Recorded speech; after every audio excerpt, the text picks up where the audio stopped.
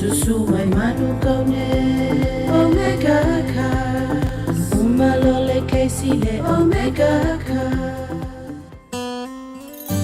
Ole Esetato Funeral Directors o se fale maliu Samoa ole tali foilea o taimi whengata ona ole malanga al maliu maleoti e mawhaifoi ona latu awinatu ma awina mai tino maliu o e pele mai so se atu nuo lalolangi mala auno ole Esetato Funeral Directors ile lua ono lua toru fitu o pea fiwane ile se fulu malebalu Norman Spencer Drive Manuka City. Taraflava o David Tuale nei olo e whaafonga mai pēi le Radio Samoa, tasi lima i watolu a mō. Samoa i amanuia lau whaafonga ma lau whaasausaunga.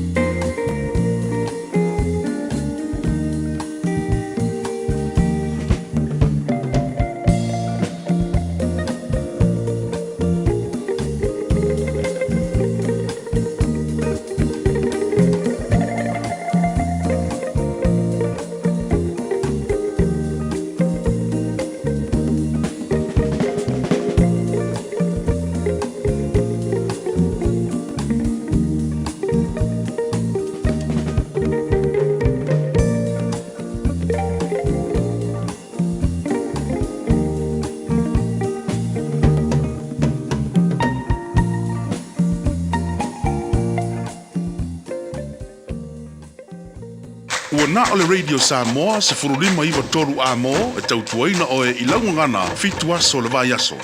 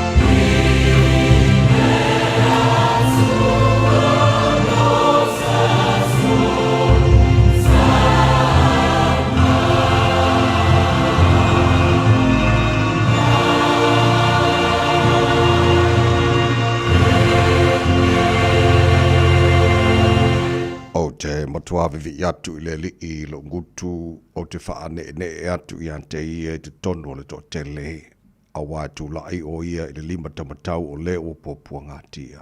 Ina ia whaola I ante ia I e whasala I ante ia I oti. Le li ia lo watua ia e whasoswani mai ante au. ia e whaola mai a te au e tusa ma lawa lofa. Le tamama manai ia vi ia oe le nei tahe au ua mātua lau usu le tahe au sing-singi. Se I mua ona mātou a watu le taulanga o le vi inga ma le taulanga o le whaaftai ua te tau mono mea lava lea ia te oe ua mātou a mata le aso fau le mātou le whale ma le loto fia yo lo toa.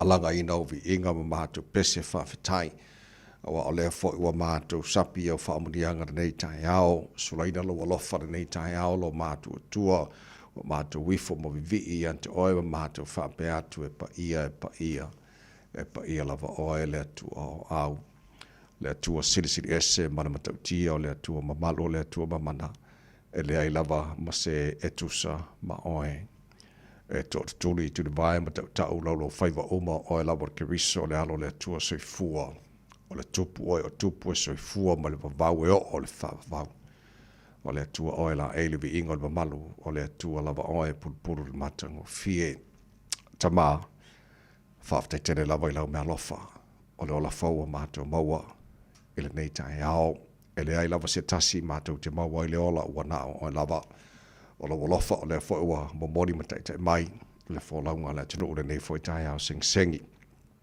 e whaapopol nei aso fau I lo lato sui fua ma le mātou nei yola wa mātou wau ni e fo le nei aso lua wa fitu I aso iulai o le mātou fo launga o le nei fo I tau sanga mātou malanga o le nei aso lo mātou tua le mautino e mātou pola le mea tupu e le si tu lalo manai ai a mātou a te tonu o lo mātou fo lau fatasi ma oe e le fo launga lo whai nei o na mātou mautino fo I lea o le au na masao ia me uma mātou te whaia I le ni aso ta māwha mole mole tau te mai I le fo launga o whai nei a wali tia whaiva le a whengai mana tunu I le ni aso fau ua e au mai mātou tene rofe a tunu mamao e le ma whai lava o na ngalo Samoa le tunu e pele le loto le mātou te talo alofangia le tunu e whaavai I ante oe whaamunia e whainga malo I le whionga I le pandemia ma le whainga malo lo mātou tua o te tai o Samoa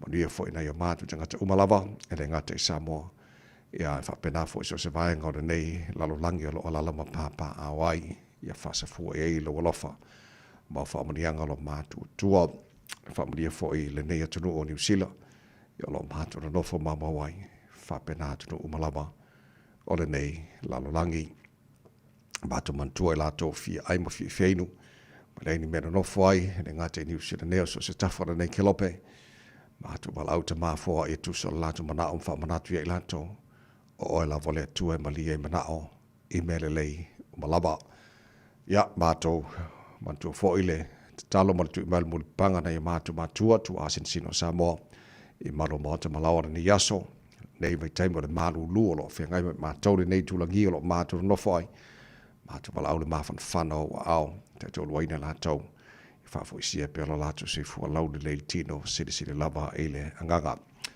ia taba me umala fa mātou fa ia ni so fo e mai mātou fa ia lava ina ia fo ia tu vi inga ia te oi ai tu mau lava la mātou fa tava fa mole lo mātou tua si e fa mria I le tua Radio Samoa le ni aso a toa o mātou wole mātou wala au nei me malava e ala swa fa mana malo Yesu ke riso lo mātou ni mora mātou fa ola amene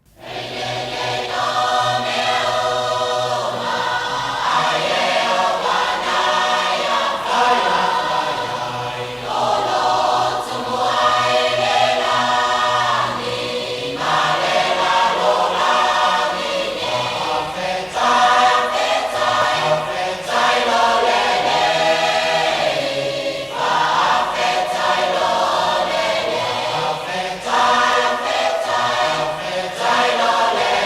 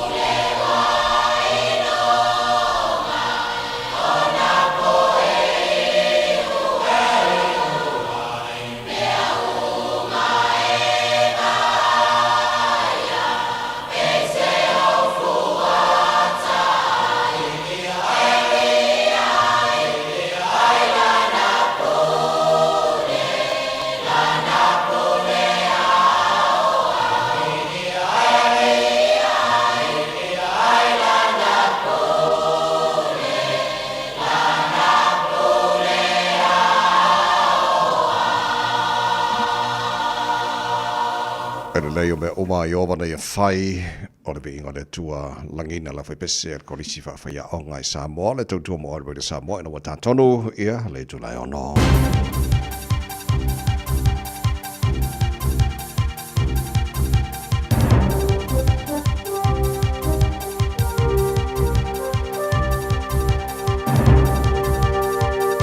In this update, an international relations expert says New Zealand needs to adopt more balanced messaging if it wants to prevent foreign missile tests in the South Pacific. The government's expressing concern after China launched a long-range ballistic test missile yesterday with only a few hours warning. Otago University's Robert Patman says he doesn't condone China's actions, but says the US has been conducting similar tests without this reaction. We say to both superpowers, this is not your region. No countries in the region want to be an extension of either the United States or China.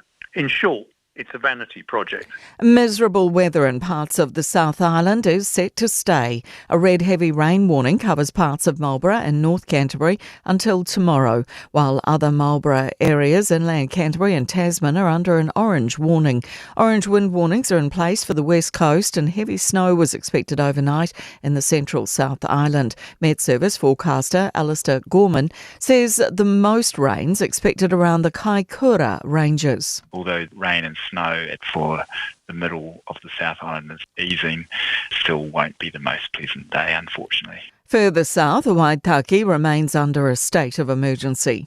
New Zealand workers are expressing concerns about AI. Employment Hero research has found 42% of New Zealand workers feel like using AI makes them look replaceable, while 38% feel guilty about using it.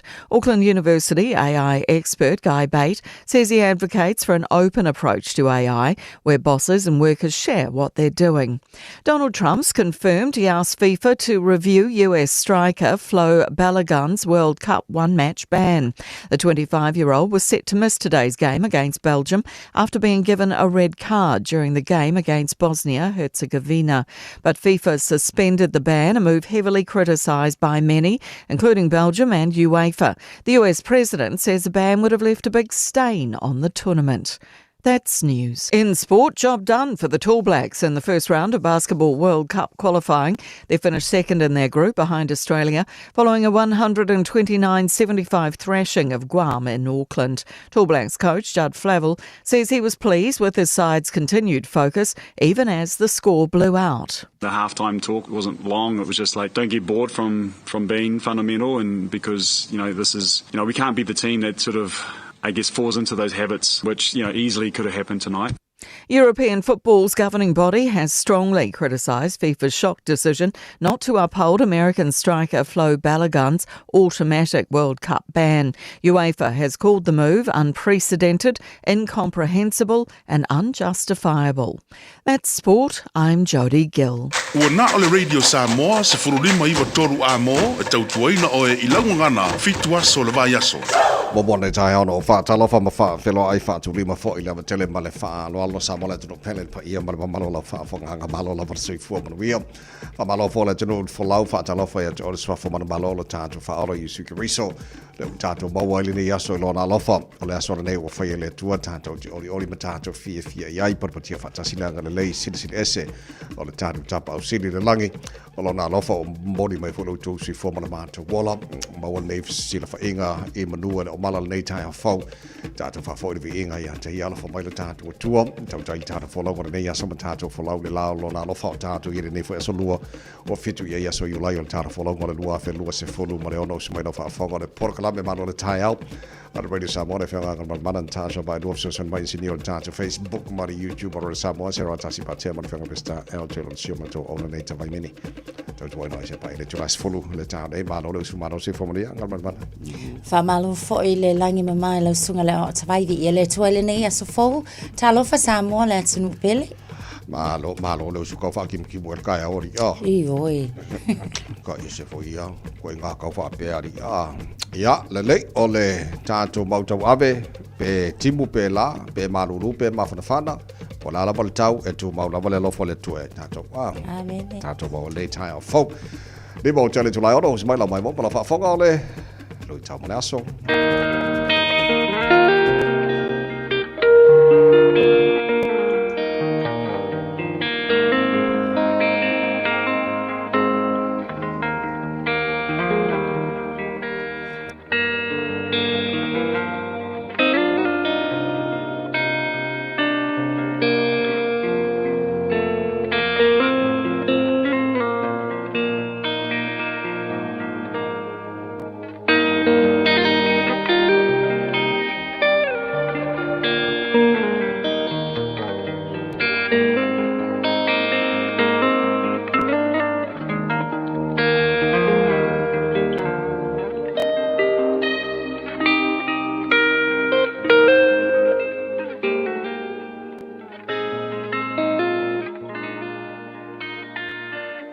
tau mō le aso. Esau ma Iakopo, Esau and Jacob. Kenese ma tā upu e luas fulu ma le fitu, o le foi upu e fas fulu ma le tolu, ma le foi upu e fas fulu ma le fa. A o le nei, la uta mai, ia e whaalongo mai i la upu. I nātu uia i lunga, ma e so latu i lo utuangane o la pana i karana. Ma e nofo ai nā yaso, se ia mavae le ita o lo uso. Esau ma Iakopo, Esau and Jacob. Ua fau leanga le tama o Esau. Ua fia faa o le oti i lona uso la ititi o Iakopo. Ona o le tonga fiti leanga na ia faya. Ua faa oa ai faa manu ianga o le tofi ulu matua. Mai lo la tama o Isaako. Paule fofo mo le nofo file mu o le nei whanau. O le faa sola ese lea o Iakopo. E alu i pātana rama. E nofo i le tuangane o lona tina. O lona ingoa o la pana. Pau lea o le fofo. Ina ua fau leanga. Feita ngai. Taui masui. Le whanau. E mafua. Ona o le alofa whaapito o mātua. Ua tu watu e Iakopo e Isaako ma Rebeka. Iakopo e sola ese ma le ainga. Pau lea o le fofo. E fo ia ai le whaafitauri. O le ola fe ainai. O le ola feita ngai. O le ola fasioti tangata. Ma le ola fau leanga. Fai mai le tala tusitala o kenese. Ina ua sola ese Iakopo. Se ima vae le ita o Esau. E lua se fulu tausanga. Na vala ai i la ua. Ma tetea. Samoa ai. Toa tele na ia tātou whanau i nei aso. Ua nofo vala.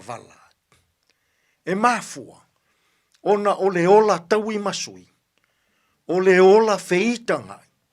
O le ola fe fuli tua.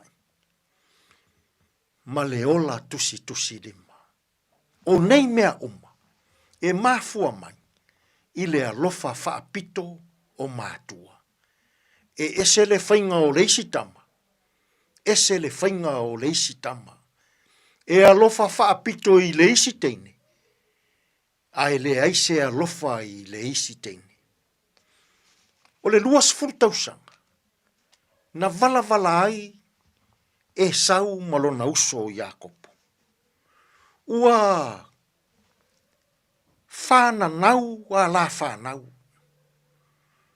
Ua whananau a la ua whanau. O se taimi umi le nei vala. O le tau mawhainga. Ina ia fofoe ese. Pe whaamama ese. Le ola taui masui. Le ola loto ti ngā. Le ola fia fasi o ti tangata. O le uso. I le uso. I to tonu o le lua se fulu tausanga o le nofo vala. Sa le i tuu la fo ina i la ua e le atua. Na whaamanuia e le atua Iakopo. I le sa nofo ai. Sa whaamanuia fo i e le atua Esau. I le mea sa nofo ai.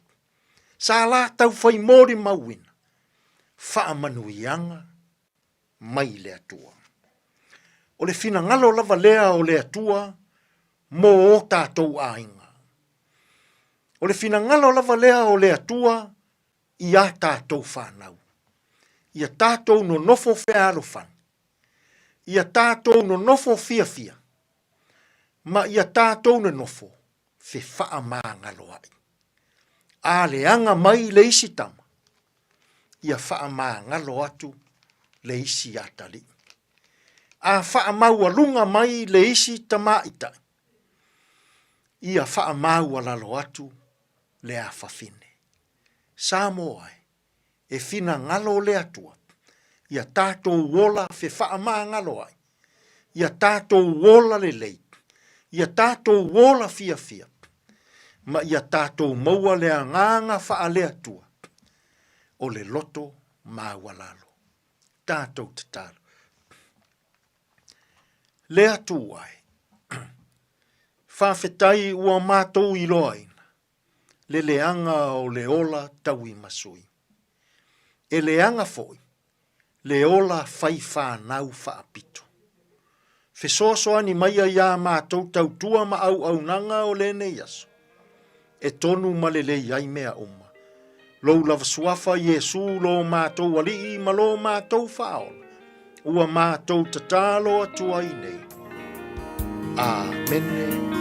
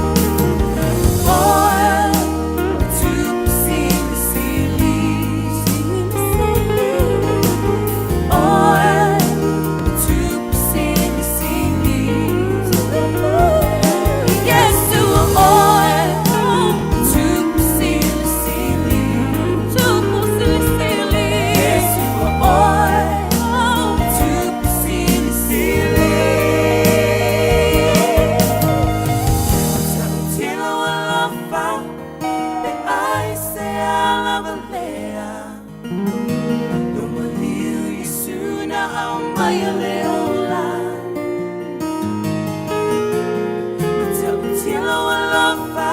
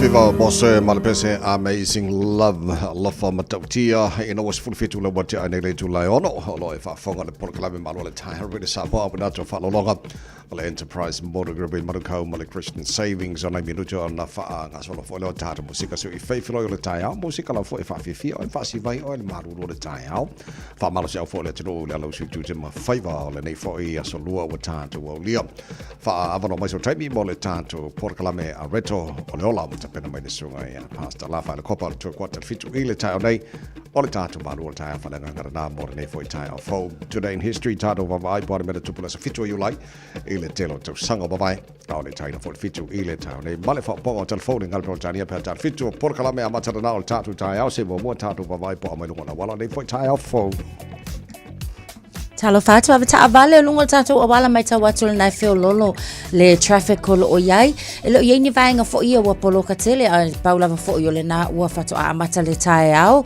pe yo na mai tawatu lungo wa tato state highways o le tulanga le na o yai vang na isi over deo anga yatu ile taulanga pe amasuiva minute le travel time lo no winga o le na lava life flow lava e wina feo lolo le time le nei ia a o le na lo so longa le lungo tato awal sele le is fala lava tawta avale ya avale tautuana fai fo isi timu nei tai hao ia fai fo follow sama ia saunga le mo pea I lunga o le awala sulval minute mo te ai ia le tulai ono. It's simple, it's quick.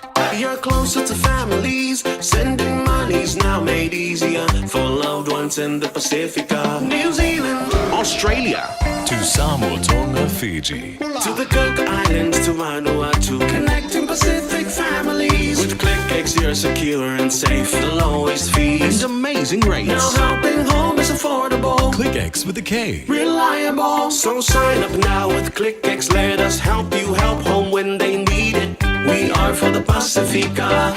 We are ClickX. Talofa o to finga le tau tala ma eselo fi whanonga le breakfast le radio Samoa o te maa ona. Pai ka batal talo tawana ne fo I tai o fo tamaki makaura o kilani no whanga whasa longa radio Samoa sa furoro ele maru lūra nei taimi ole tai au. Winga wha mo wino le tau le so wala whasolon pa o timu e mamafa timunga inisio taimi. Bese lava le tui mātua whanga paroa se ia pa ia le po ana nei o le sa vide whasolo nangi mai le tulangi sa sae whasolo nangi mai saute iniso taima le whiawhiana nei se futwhana maunga na maruru wha mawina mo au kilani o le so I bai lona mawalalo tai au pe au lia le whasolo na awa awalang le lei pa unai wanga ni so vaenga au kilani se furuona maunga na maruru wha mawina mo au kilani le soa tai au le vaenga yon tuatu le stofi o la fasolo ina langi de leile tau fasolo foi na langi de leile for railing langi de leile sto na imana sa mana so fuora na mai aso luma na yatu Pababonga na tu ina mai la mai tau ile porklame le foi tai fo fanga solo foi le porklame manuale tai au o le tai au to la tata vai le tulango ile tau tilo si vai ngoro sila pena foi tau sa mo mai sa vai ngoro ke lope luas furu tele tu lai ono aswa la tango mo felice mikaele ma vai ngata tama yona tana o pese tala ina fa vi fanga rede sa mona ne foi tai fo le tano anga tu tama ngaro ngoro tai au malo lu maria fai bon nei aso o pese le mo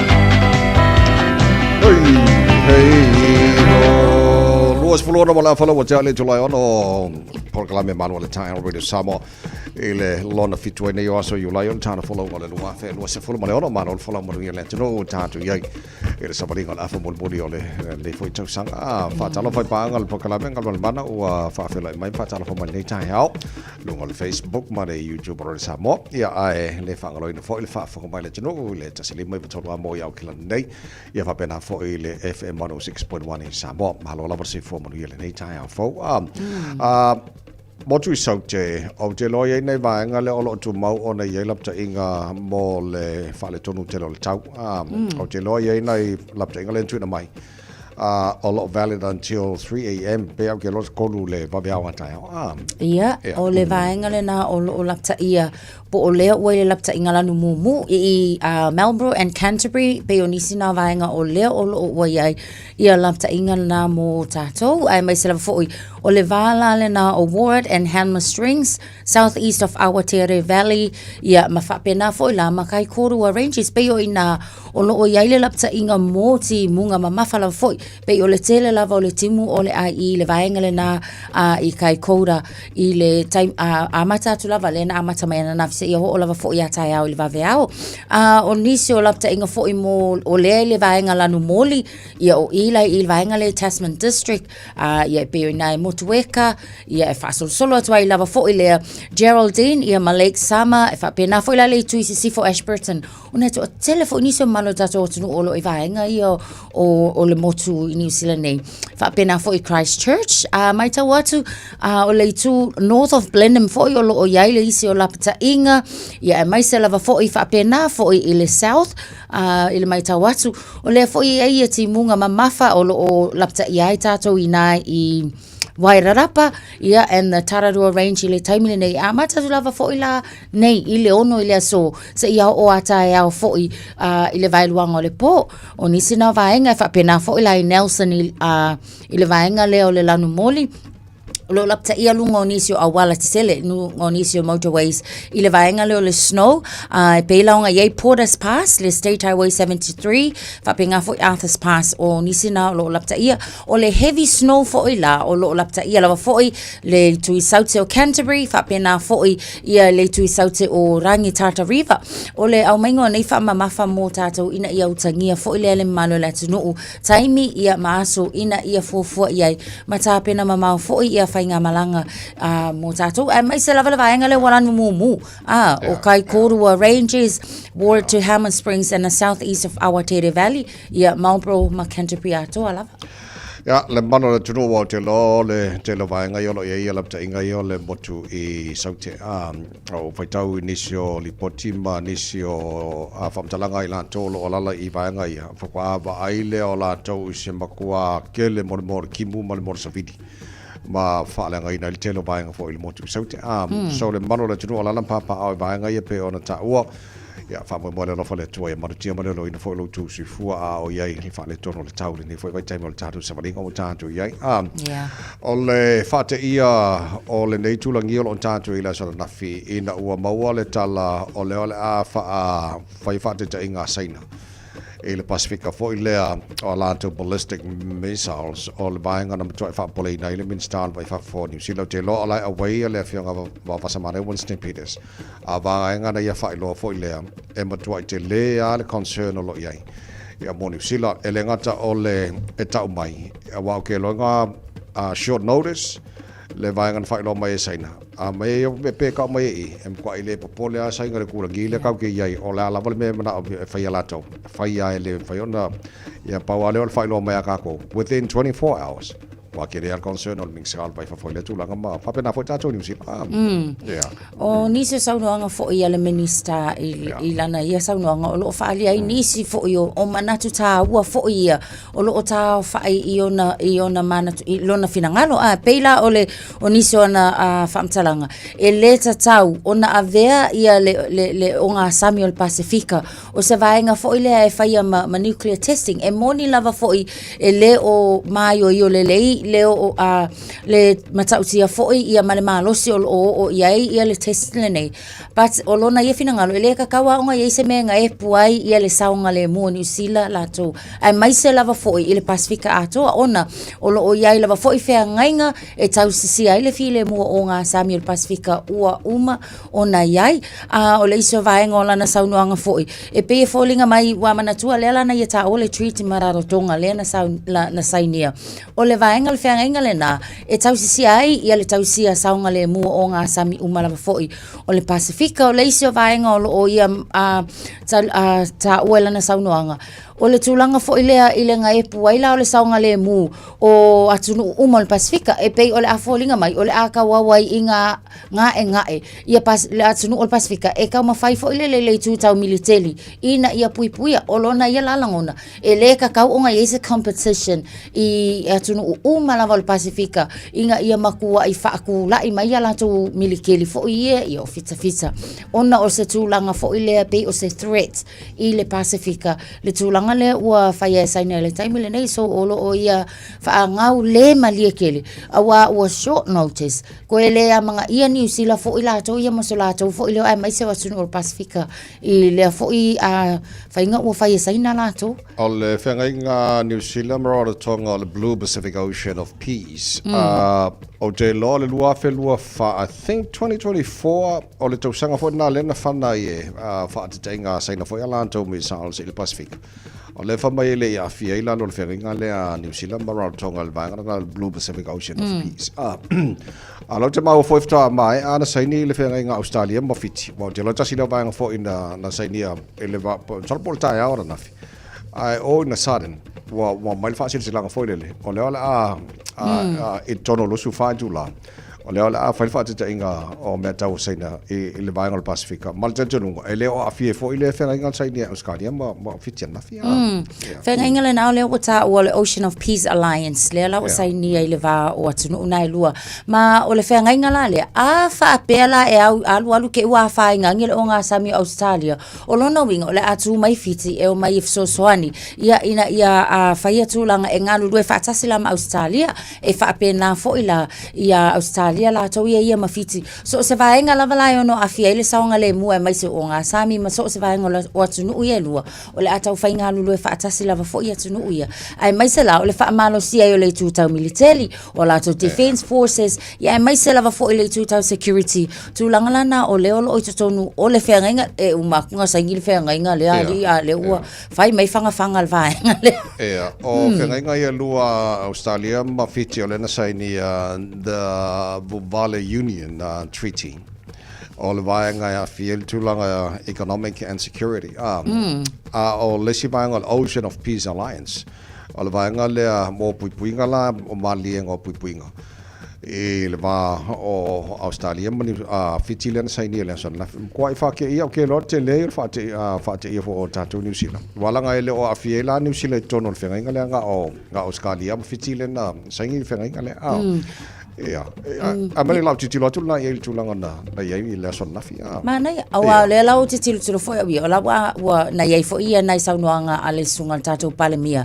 E mana o le a explore fo ile le New Zealand la to ia mai lo ilo matilo tilo mamau. Pe o se fenga nga awa o le tulanga le na le fenga nga. E ma faila vai so se atu nu ia ona awa ile fenga nga le pe afa apea e malilia ina uma foi. Ia e sui o le na atu nu ai mai se la o le o sauno tatu palemia. Se ikau kilo mamau ia matilo foi po o se tūlanga e alanga te tau foi mo New Zealand la tau ia ona awai le foi whengai asa le tau los for lima minu jolo talo le jolo fitu ese mai i vaenga i len fate ia New Zealand ma le nei tūlangi lo tantu ia e mea kau sainga ia le ka whanga mai ngai le Pasifika ko ki kia ngana veange no sisi ko inga me fa person ole mo ko fa le ko nga ko inga me ari le o te loyal malanga le Minster ale palemia o ai fo India le ta ale fo malanga mai e tono New Zealand por fa ngora so pe ya ai o le pe tu baba ya tu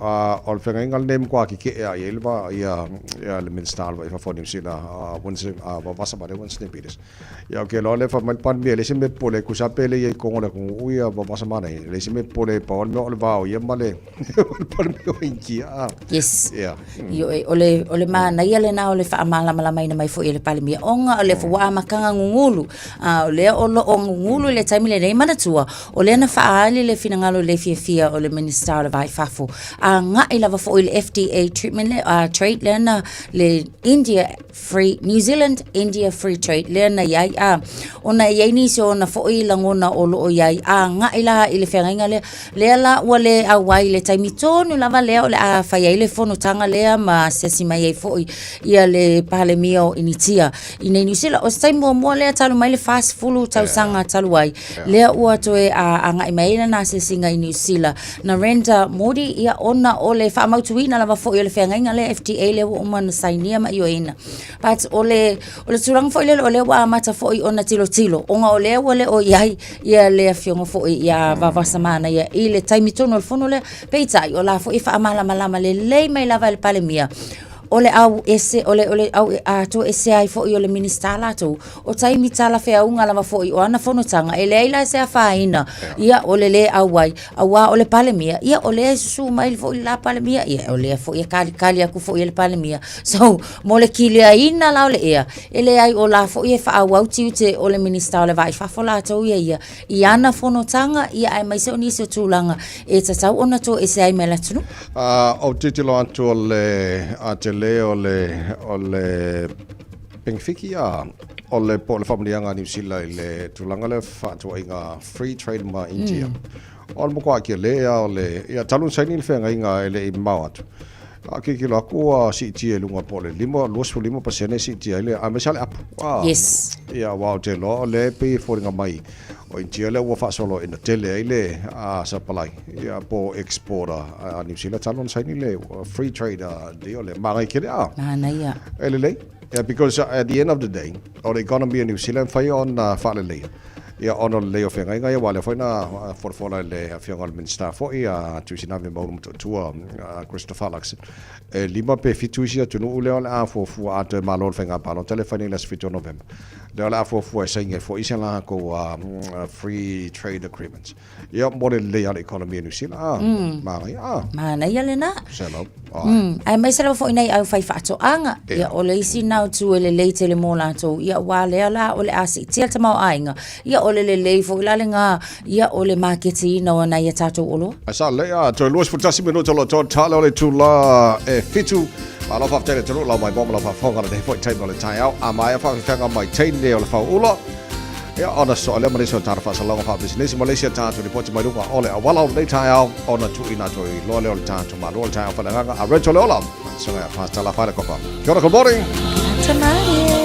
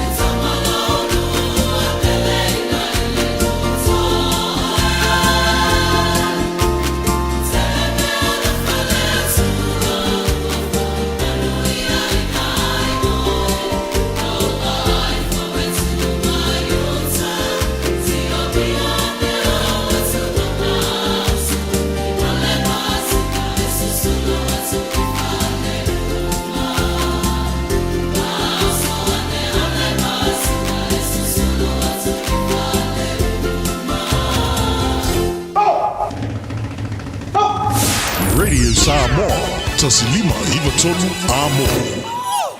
O e sila fia mea e whaatino e mawhaiona e umia ai so fale motu le lumanai.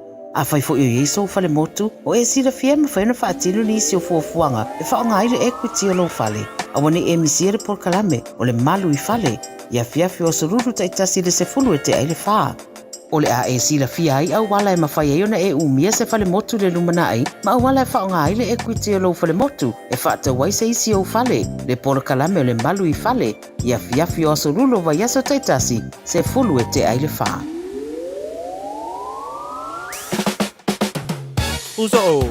Oso.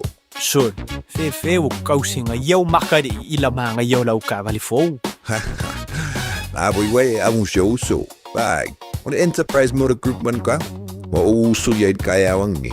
Lei yang whakamoe dau whainga duenga. Ai o akure a fia o show lau ka mai lunga lau ala. Pa o koenga ka vale. Piki apu SUV, van. So koenga ka vale ha. O fet cover. O le lima ongo fiku Great South Road man kau. Pe vile le over se lau lima o rua korfa. Enterprise Motor Group Manukau. Sa ili, fili, ma ave loa lau taavali. Ta lofa lava o te rongo. O le tala fia, ua whaiti te nei tausanga mai leono sa fulu 5 tausanga le matua o le soifua. Ua whaiti nui nai pol kalame o siaki ma wha ata o le kanesa o tau fale. Ele e senga le winga tele te whaia. E au lia lo le 5 po le 5 tausanga le matua o le soifua. O le alafo fua atu I lau pusa meli, ia le pusa mo susu enga ma wha ata o tau fale. Ma wha manu I atu lo waso whanau. Ai o le vaenga le leiai. O le a maua fua pusa ma mea whainga luenga. O le whaiti nui no ia ata masuenga e tai lua tausanga malafu atu. Se ia o lava ina I e au lia le fitas 5 tausanga le matua o lo soifua. A vave iloa, ma maua a unga o le kanesa I le amatanga. E suenga ma wha ata o taufale. E mawhai o na tonga fitia ma le manuia. E le aise te tonu. E vave ma whai ngofia. O suenga ma wha ata o taufale. E mawhai o na wha sao ina iola. A maua lola pusa. Vai lo. O mo mia ni ngaluenga whai I lo fali. O le living space o lau company if so soani I le whale leo maota malawa. Amana o mia se papui pui, carport, canopy, be wha faulau heat pump, whaisau deck, whaka peta lo fale. Whaapsota I mai I le living space. Whaia 4 quotes, mau le so soani I le finance e le aise deposit. Vili mai loa le living space I le o valu se lau, 5 whaono, wha valu wha. O valu se lau, 5 whaono, wha valu wha.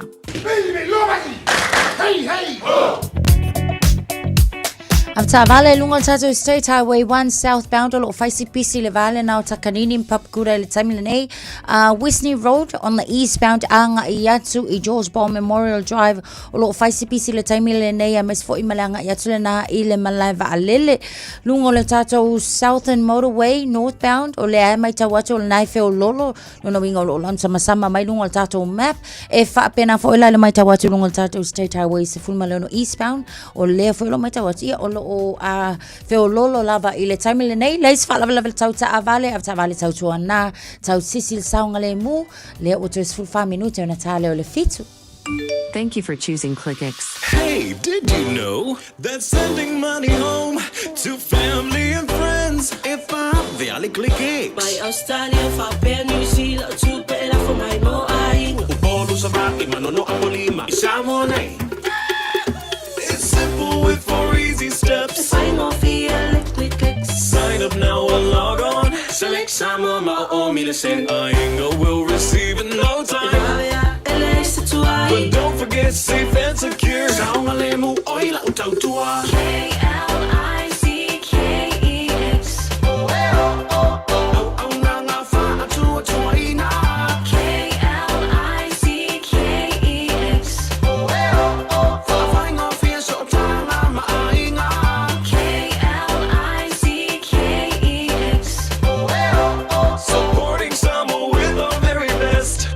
KLICKEX. Talofa lava o le si'u fofonga le nei o Samoa, le Radio Samoa. Bread of life sent down from glory. Many things you were on earth, a holy king, a carpenter. You are the living word, say it now. Come on.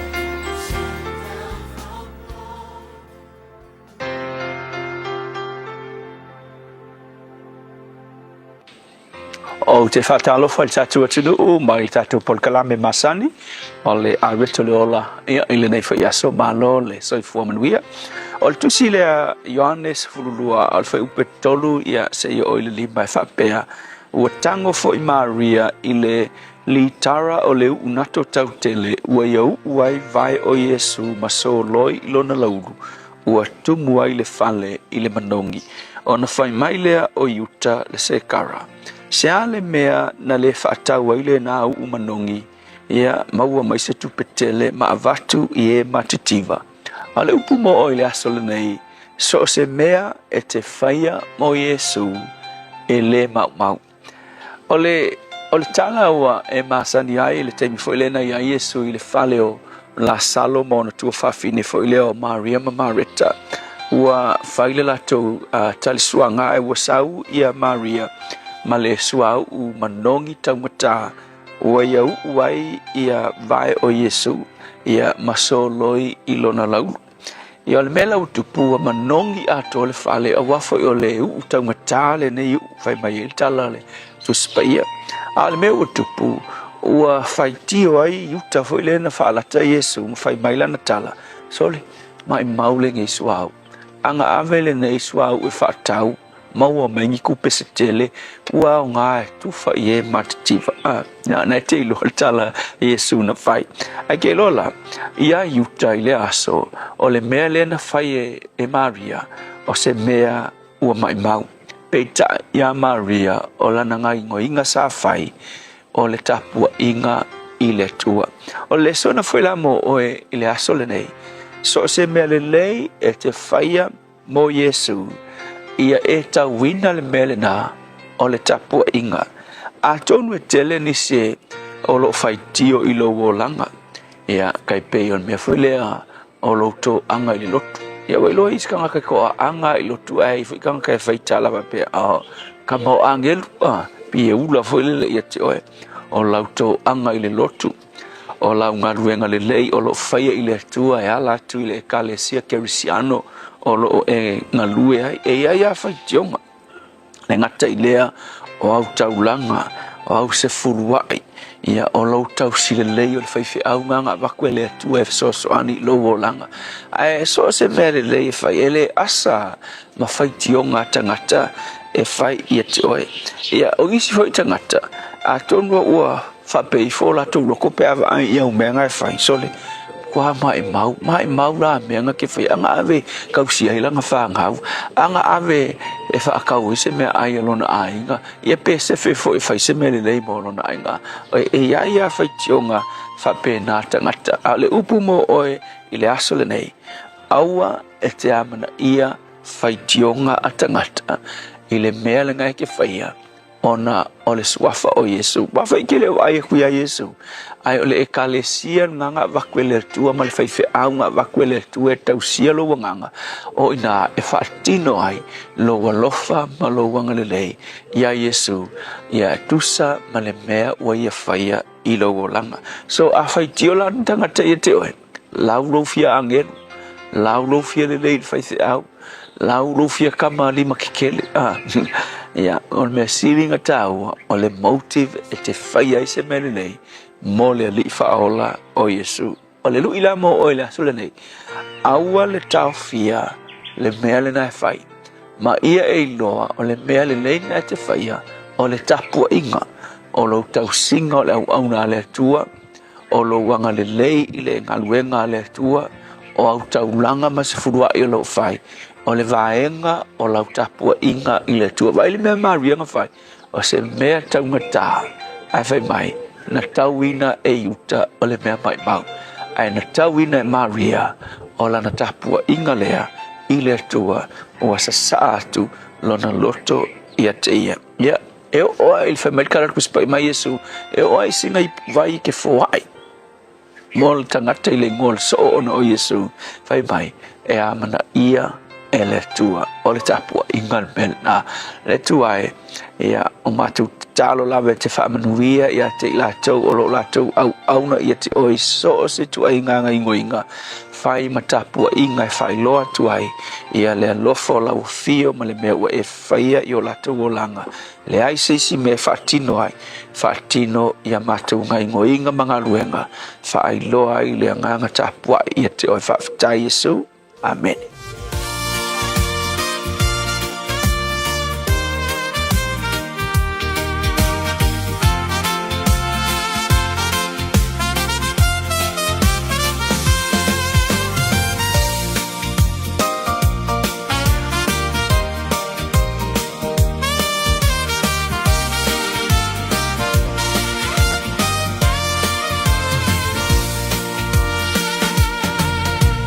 Mateo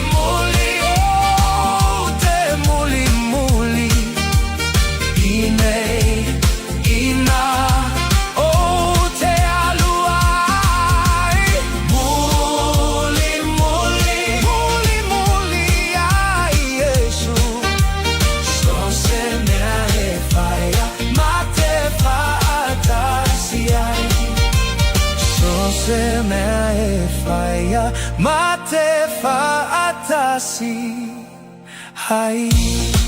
Mate o mai Yesu fa mai ai le polkalame a reto le ola le tai o no to lo mino tolo tolo talo le tu life fitu le so fitu you lai ari mena tupura nei aso tau sango mavai. Tasiva tasionun fatuina ai I totono New Zealand le New Zealand Labour Party e pei ona o mai I le so o lea fo ila party na faavaina I totono sa Colin Ferenisi sa faia I Wellington na yainisi o sui mai le United Federation of Labour the Social Democratic Party ia e fapena fo ile Labour Representation Committees I le na fo I taimi Wellington o le tausanga e tasiva iva se fulu taimi mua le wa falongo le lalolangi ma faafofonga uma I le first three tenors e pei ona iai I le vaenga lea Placido Domingo, Jose Carreras and Luciano Pavarotti. Tausanga tasiva I vatasi o le tausanga lea na avea ai ia Nelson Mandela ia ma pelesitene foi o le African National Congress Political Party.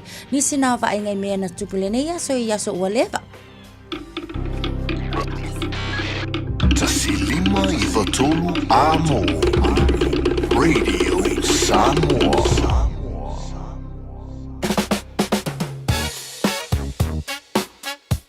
Au kilani saute, o sa ili se Samoa oe malo ai, o le Enterprise Motor Group manukau o lau fale ta vale fa moe moe. I tele ta vale matango fie filfili mai ai, tele le fisosoani o lau fai ngā luenga mo oe, mo se ta vale talafia ngai, su mai I le 5 Grey South Road I nei manukau. Asias fo I le upenga ta whailangi enterprisecast.co.nz, pe wala au mai I le oval selau, 5 Enterprise Motor Group manukau, sa ili, filifili, ma ave loa lau tawani. Wala ta maile tu wanga alwhanau ia iulai, au maita matamata I leo fuofongia o tapinanga, ale Auckland Zoo, mo le toi fo I mai le Dinosaur Nights and Lights. O se poe tumu I fianga, matamata I dinosaurs ese mai aso la, le te lea la tu tino, tau mawhai mea ai matango fie, sa vavali I le Dinosaur Discovery Trek, o se poa mo le ainga atoa. Tatala mai le asfarai le tolo iulai, anga I le aso sfulu vali, mai le afo le 5 le afi, anga I le afo le valu le po. Tanga iane I le aucklandzoo.co.nz. O le Casa Beds and Appliances, o le tali o manaonga, I o loa e whaatotonga ilo mauta, ini tau le lei, toi anangata, e mawai moenga ngā o si tutono New Zealand, wha apea se tino fōa le potumalo lo, lau ai manafoa, TV, la au pese, usa aisa, masini tā lava, telefoni fe aveai, maisi. A fiu ane loa I le whawhituwha Great North Road o tau, po le tolo fituiva Great North Road I Henderson, le Casa Beds and Appliances, telefoni ovalu selau, lua 5 whāwalu. Ovalu selau, lua 5 whāwalu. O ti ngana unifo, whawawe nei loi le Papa Toe Toe Dental, ma whao ngālau Community Services Card, e se iai lau nifo I le nao le whase fulu tā la. E whaia foi nifo auroi wha ai ila ai lau Smile. Susu mai pe wala au mai I le Papa Toe Toe Dental I le 2 whawalu tolu o le tuatusi 5 Great South Road, Papa Toe Toe. Papa Toe Toe Dental, smile every day. Baby, Lomaki! Hey! Oh!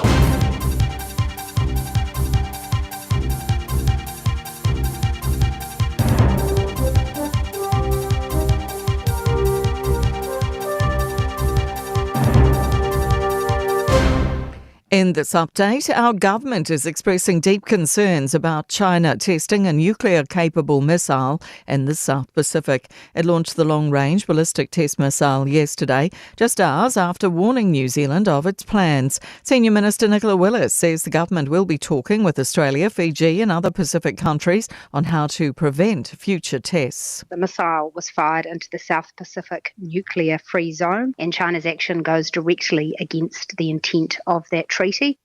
Otago University international relations expert Robert Patman agrees the Chinese test is unwelcome, but points out the US also conducted tests in the Pacific in March and May. A person's trapped in their car in floodwaters in Lyford near Hanmer Springs, with fire and emergency waiting for equipment to get them out.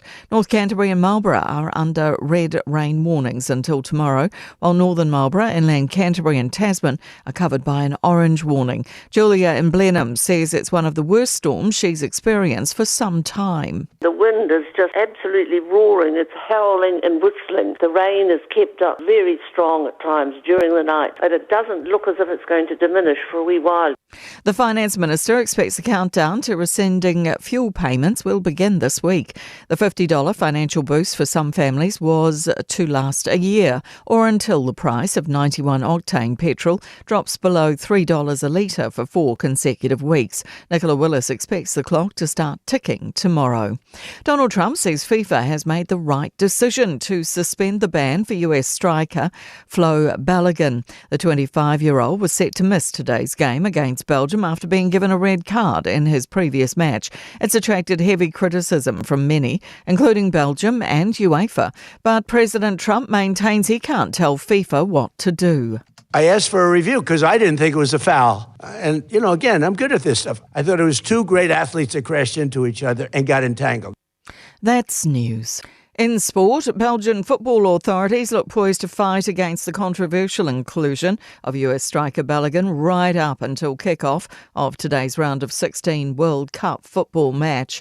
FIFA has dismissed Belgium's eligibility challenge as inadmissible. Australian fifth seed Alex de Minaur is rejected after a heavy fourth-round defeat at Wimbledon. He's lost in straight sets to Italy's Flavio Cobolli, including a relinquished 5-2 lead in the second set to go down in a tiebreaker. To fall short constantly, you start doubting yourself. You start doubting whether you're going to be able to break through and kind of take it to the next step. That's sport. I'm Jody Gill. Ua na ole Radio Samoa se furulima iwa toru a mo e tautuaina o e ilaungangana fitua so le vai aso. After vale o lea lava mai tau atu le nai feo lolo alunga o le tātou awala I le taimile nei. Mai tau atu I le vaenga lea on the Northern Busway o lo iei lea tolu ta avale. I le anga I atu le nai mātu o lo na winga. Ia au ta avale tau tua nā le vaenga le nā Pass with Care. O lea fo I o lo mai tau atu I saute I le vale o Takanini. Yes, Takanini on the southern, Cornifa Grove o lea fo I o lo iei le isiata o le ta avale o lona winga fo I o se whaalawe tau ta avale se tau tua nā lava enga nā o lea la tele ave ta avale o lea lava fo I o lo tūlanga le lei lava tātou awala feo lolo I le taimile nei na pauna o nei whaalawe tau ta avale nā o lo o uali po te atu mō oe ave ta avale nei taimi o le tai au manu o le tai au lea uono menu te ale fitu. It's simple, it's quick. You're closer to families. Sending money's now made easier for loved ones in the Pacific. New Zealand, Australia, to Samoa, Tonga, Fiji, to the Cook Islands, to Vanuatu. Connecting Pacific families. With ClickX, you're secure and safe. The lowest fees and amazing rates. Now helping home is affordable. ClickX with a K. Reliable. So sign up now with ClickX. Let us help you help home when they need it. We are for the Pacifica. We are ClickX. Tasilima I Watolu Amo. Radio Samoa. Malo fa taile tino na mai bomala fa foga nei taimi o le tai ha ole vai nga lata mai nei le talo le tawana ta to amata mai Samoa. Le taimi o le tai o te ale balu Samoa. Luas futasilo il mafana fana le e Samoa nei vai nga le tai ha. Va tole awa malangi le mai tau Samoa le so wingo le tau Samoa mo nei fo ia so lua. Ona matele na awa le tau le tele vai nga Samoa se manganani se vai nga Samoa pa wai timu le so ma nei al manu le e Samoa lusu fitu. Degrees Celsius I lona maulunga luas futolu I lona mawalalo mo le nei fo I aso fo. Taru tala mai Samoa pe tale tula valu le tai on nei fatalo fat fo I le taru pokalame le malu le tulo fa fo mai le FM 106.1 I Samoa. Ya fa pena fo le mai mo lunga Facebook ma YouTube. Le ngate America Samoa fa pena fo Samoa ma lola bar sui fo maria e le nei fo I tai fo se mai talo le tau New Zealand nei. Taru amata mai motu saute olo o te lelewa ngā motu sau te olo o tu mawana i lapta ingal tu lango sa vidi mana losi fa pena fo ia ti munga mo le so. So lanu mo mai heavy rain warning, Blenheim mo le so, pa uji munga ma mafati munga fa soro mana losi sa vidi mai sau te science for tonu mo runga malu lu, lanu warning mai strong wind warning mo grey mouth, fa soro na awa pa uji mulang le lei. Se mga sa vili ang imalosi may sa uti sa sa lau kina mitari tulay ni so times for fan mo runga na malulu. Alan mo may lapta inga mo heavy rain warning kay Cora. Pasolo ba mafati mo nga leso mar sa vili ang imalosi may sa uti sa sa e tau na atula wali mo watul malosi. Ya na fo sa vili mafati mo nga sputor mo runga na malulu fa mawina mo kay Cora leso. Lanu mori mai tulanga ia lapta inga mo timunga heavy rain warning mo Nelson fa soro pa timunga le sos fu toru marunga le malulu lanu mori fo heavy rain warning mo Timaru baru marunga le malulu le so olo e fo lapta inga strong wind warning matangi malolosi Westport fa soro na awa angi malosi marsa vili salo kilomita le tulama mai sauti sa sai fu lima ol marunga na malulu fa mawina mo Westport le so pauna vanga mo tu sauti Lai lap tai ngoi si vai nga ia Wanaka awa le tau le so lima le maunga le malulu Queenstown fitu maunga le malulu e awa pa utimu ni so taimi o maru baru maunga le malulu fa sorona awa pa utimu ni so taimi le so Inmanka ko le matere na awa pa unai wanga ba mani so taimi baru maunga le malulu ya mo le so ile baba ia tu Alexandra matere na awa le tau le so o nor maunga le malulu Dunedin fa sorona awa pa utimu ni so taimi Balu morunga maru le so mane ayo kara stete maru la persi fo maruia fa solo pa utimu ni so taimi angi mari mar savidi mai sau te sae sfutasi morunga maru fa mawina o kara stete le nei aso se mai tau le motu I matu vavaya tu e paule vai ngor motu I matu le o te vavatu I lapta inga sama mai ia heavy rain watch mo Masterton mafati munga ni so times for lo malunga na maru pa wana va ngona motu matu alo elapta ingal tele si va ngar pi chala badunga e kai taia sfuli mal malunga na maru le so fa so pa utimu mafati munga ni so time le so la mo Wellington fa chala fatu nei taia ma lo la borso fu mo wia fa so lo ina pa utimu mafati munga ni so time fa so lo nang malo smai for sa vidi mai so te sa e sfulu lo malunga na maru fa mawina Bore nei so lua o isi vai nga ye fanga rei pa utimu le sos fu lima morunga na malu lu tauranga fa soro na mafati munga ni so times fu lima morunga na malu lu fu tolu morunga na malu lu tau po awa ala de nei tau de nei fo yaso fu lu morunga na malu lu yo roto rua awa pa una wanga ni so timing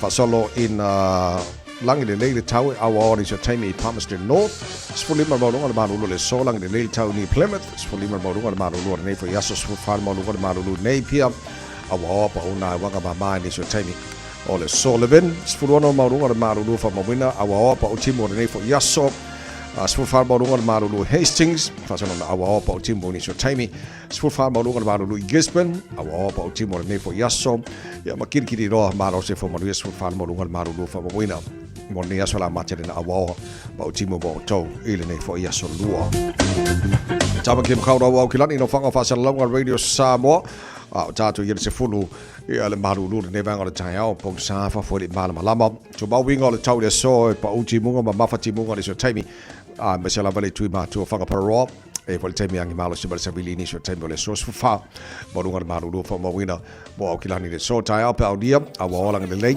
pa o nai wanga mama ni so taimi o le nei fo yaso fa solo in awa ola le lei ia le aso tofi Lang le leila spraile pe ala sa lo el nga makarikia ia malang le leila sto na ia sa mala so fu o na va so o lo mana ia to fa mo o mana tu na mala mai tau ele por kala morne foi tai fo e no sfulu lo cha ne le to la fit malo fa tele telo ila mai mo mala fa fonga ele ne foi tai fo vai ska ko ki ma ngai ar ngi ka so ke fa ko ri ki buori o le mele o mai o apa fo le po e ngale o sa fia boele o so fia du lunga ku fai ka lunga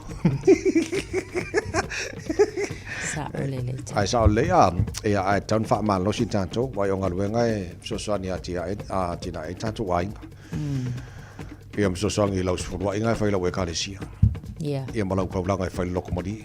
Ka be ang banga ya ngai le usul fai ngalu. Aba ska ko ki banga yon ngi fo ia so fa kim ki bu malu lu a. Yeah. Singa ulo ko ko lai sa fo ya au wala le wo ye mal au lai ki fale. Ya anu la ko. Ia pule la fo ya le ko ko lai sa ia pole ko pai koko. Kamalele ya ngai kau ai el au tilifu ngai pukal ko pai la so ngai ia wo uma. Pepe se ia so a ko. Tara no foi nei whanau i lan to maro longa na an whamana tu matu e te tau ana vai lei nei whanau ia te roi nei matu ala whenga rwega foi lan tau ia vai po ai anti ngale le sanga be ofai e la ku ngofo koma te foi so ngau ngani ia so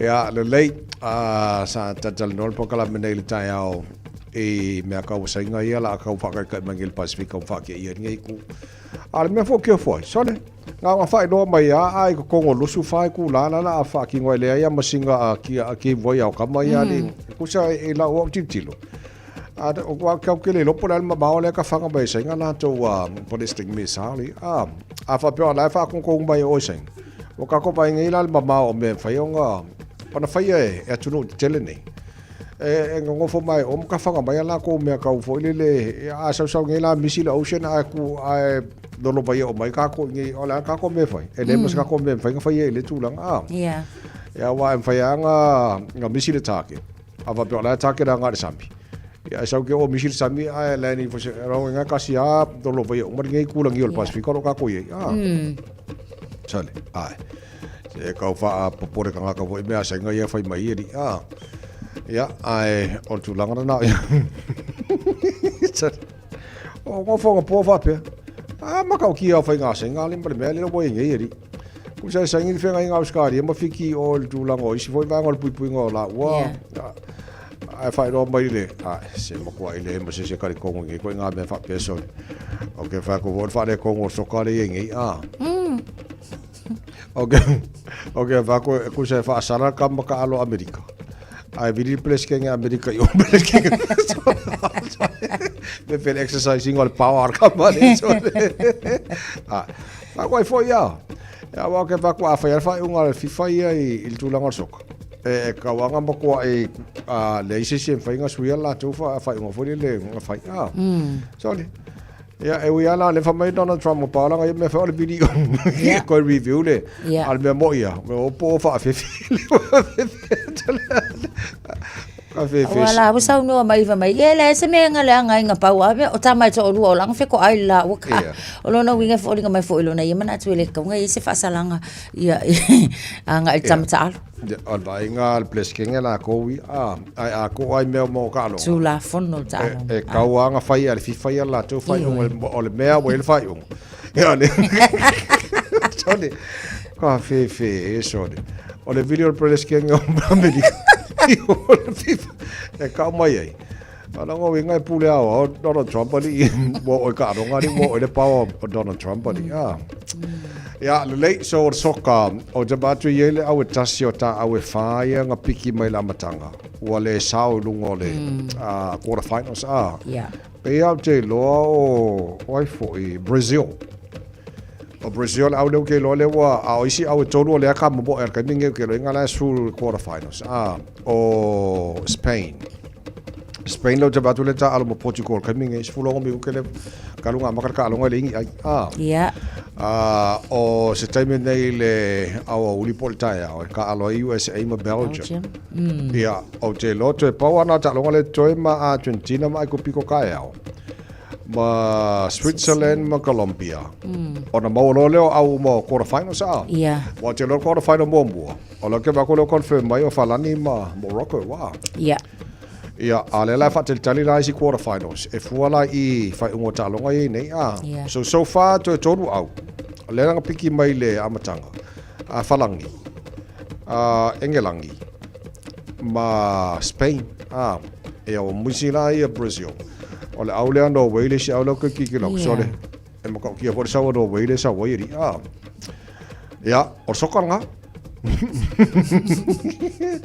la ka ko va ye wa te lo la mai for va so nei Ia o manga ia wa confirm mo mai ia quarterfinal sa. Yes. Ia fa so lo lam ka manga ia mo I lo lam maka I ka mai po fio au ia la a le a so far nga piki mai lam ka nga fo le kasi ala au le wa drop mal ka fa nga piki mai lam ka nga Brazil le wole au fo le ia le ka mo ia Spain ma falangi ma engalang ia. Ia. Ia le ka ko va ba ia ka ko fa ka poi amalo mo I por so kor ngilo lang ya. Ya, ona I talonga na ole, ne foi tai au, e le vai ngana o foi tau I angal mal mana, ke ro venga mor ka official le ta por kalame, por lua so talwai.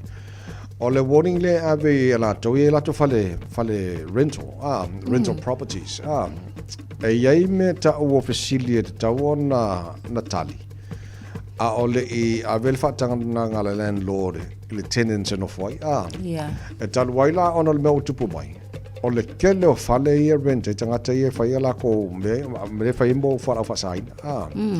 E tusala o lapta inga lewa ave nei I landlords. E te tau ona sira le lei mo red flags. Ia po facility ia. E le taimi a o le a le kaimine a pala ia kua ia le nga te fia rental on fale. E te tau ona tiro le lei facility ia. Ina ia tali sa o facility. Ona o le tūlanga lau tūlai mai. A o nga mo le fale ona o tele o ngau singa I o whara whasaina le ene. Ia lango inga la yoki landlord tongi le ia le wai le mwhainga covenants ua I koe ngā me whape. Yeah. A whako I fo sole. Ona mo koe kele o fale rental le wha o ngā nge kakai. Whaia ko pisingisi o. Io, ia ole ngau la le ngau ngai landlords. Ia ole mana ia fo ia wai esere ta wole tūlanga le ole siaki. Ole vetting fo ile more tenants fo. Po tangata fo ole a wha o ngai na manu. E ia la fesile kakawa o ngā kilo le read between the lines. Ina ia I loa le ma tau ma fai fo ile le analyze le ko ngā kali le a au mai. Pe ono ia se a faina. O ila tau nei mai le whaakanganga mai le mai mau le ave ia le fale. Ai umange ai maku ai ki ngā inga le landlord I le toi whaale le ia le fale le. Ia wa a wala a whaape maua mai a o lai e behind the rent. Oka a. Ia wa io ke le ngā wongai landlords. But o le si vaenga. Referees. O le si lal vaenga na o le si flag le nai ta taua o ngā kuli le landlord. Au mai referees. Ia maukingoa vili su ia maua le referee. Awai ia isingu mele au mai. E fiu ka ko e vili ia wakai lo fo ia e fiu e vili le referee le nga au mai lele ia. Nga le lau fali o le soka lala kali mai. E ko ja vili ko lo fo e kali mai Trump. Sorry a sa le ia. I mean a fole la wa titilo o sem on quite the lay alfa manatu le ma le warning le wa ave landlords. Ia wa tele lope ingi landlords en faina ave la to fale mal fa mo wa kai fa la ko bisingisi. Awa em ko ile lo me tupu a o ngenga mu. Ia o nga so la le la ko ile ai o kill landlord ile kuma va ngo ko fa le atu fale va fa pena. Ia ona va nga na a fa fonga mai fo ingi se la ko fare la ko rental properties. Ia se vai fa le au te lo alto te lo tanto le fa rental properties la to ia sa mo ba Pacific. E ke la ave ka ko ka wujele le la ave tangata fa tu toina fo le o ka loku ka ia fa pe fa ba ngia ko ngia ia fale ia te lo alto le o la milion ele ngi la ko fale foi ala fia la ko ave oi na ka yo ko fa la ko pisingi simba ya wa fu ko le kele ole ba nga nga ba we le va so le ka ku ngi mo fale foi ele nga ka no foi ko la me la fa pisingi si o nga o se ile fo la fa sai na ba ba so ole mo ko akele aso la ve ma o kilang io iso ka fe o isila reflex na o kako referees yo leisi ole laisengi awa ia ile tenants fo ile au mailonga laisengi nga le alua ia scan au mai laisene pats e ia I lava fo ile device e tau ile landlord ona faonga e si yake ile laisengi be fa amaungia ia wa telefone au fake license ni vai tau so onisina va nga fo ile so swani mo ngai landlords ina ia tau ma fai fo ile e awole mai mawo la to fale makele ile nga o le ka un karso ifo asa le Luas fulma lua lo channel le tulai fitu mano fa china chano la mai mo la fa fonga le tai au fa fi fianga tai au bueno fa chai fatis mal chara bakla mel nei fo tai off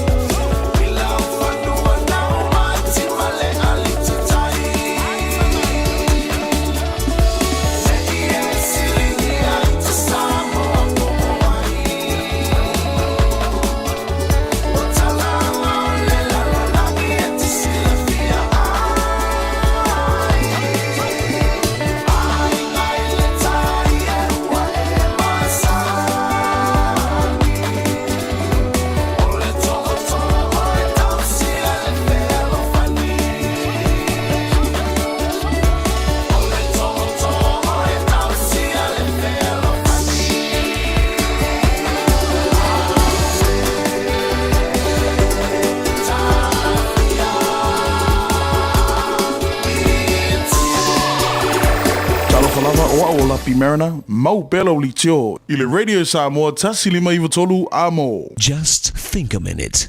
It could change everything.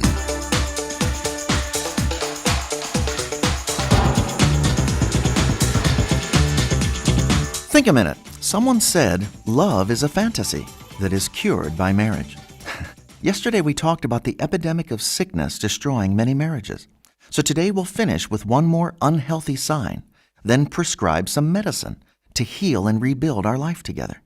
A third sign of sickness in marriage is a communication breakdown. As one comedian said, "My wife and I sleep in separate rooms. We have dinner apart. We take separate vacations. We're doing everything we can to keep our marriage together." Many husbands and wives drift apart gradually over time until finally they're like two strangers sitting at the same table with little to talk about. They become married singles, living separate lives under the same roof. Their daily attention and affection for each other slowly fades away into their busyness and interest in other friends and fun. So what marriage medicines can help us with these different marriage illnesses? First, accept your wife or husband the way they are. Remember, everybody has some weaknesses, including you. The wife who criticizes her husband's faults needs to remember they might have kept him from getting a better wife. You can't pick and choose which parts of your mate's personality you'll love and accept and which parts you won't. Real love accepts your mate's weaknesses and also admits your own, including saying you're sorry when you're wrong. Second, never forget what first attracted you to each other. Make the time and effort to keep your romance alive with thoughtful words and special surprises. Say and do those things you know your mate appreciates, even if it's not your favorite thing. A famous actress said, "Marriage is the miracle that transforms the kiss from a pleasure to a duty." But she's wrong. Marriage doesn't do that. Husbands and wives do that when they don't choose to keep their love fresh and alive each day. And our children deserve to have a father and mother who show them what a close, happy marriage looks like, so they'll know how to enjoy one when they grow up. Today, if your marriage could use some help, just ask the original maker of marriage to take control and start changing your heart with his kind of real love. Jesus will help you change, so you and your spouse can begin enjoying a satisfying love and life together. Just think a minute. If you'd like a free CD of our top 40 programs, write to us on the internet at www.thinkaminute.com and catch us tomorrow at this same time when we stop and think a minute.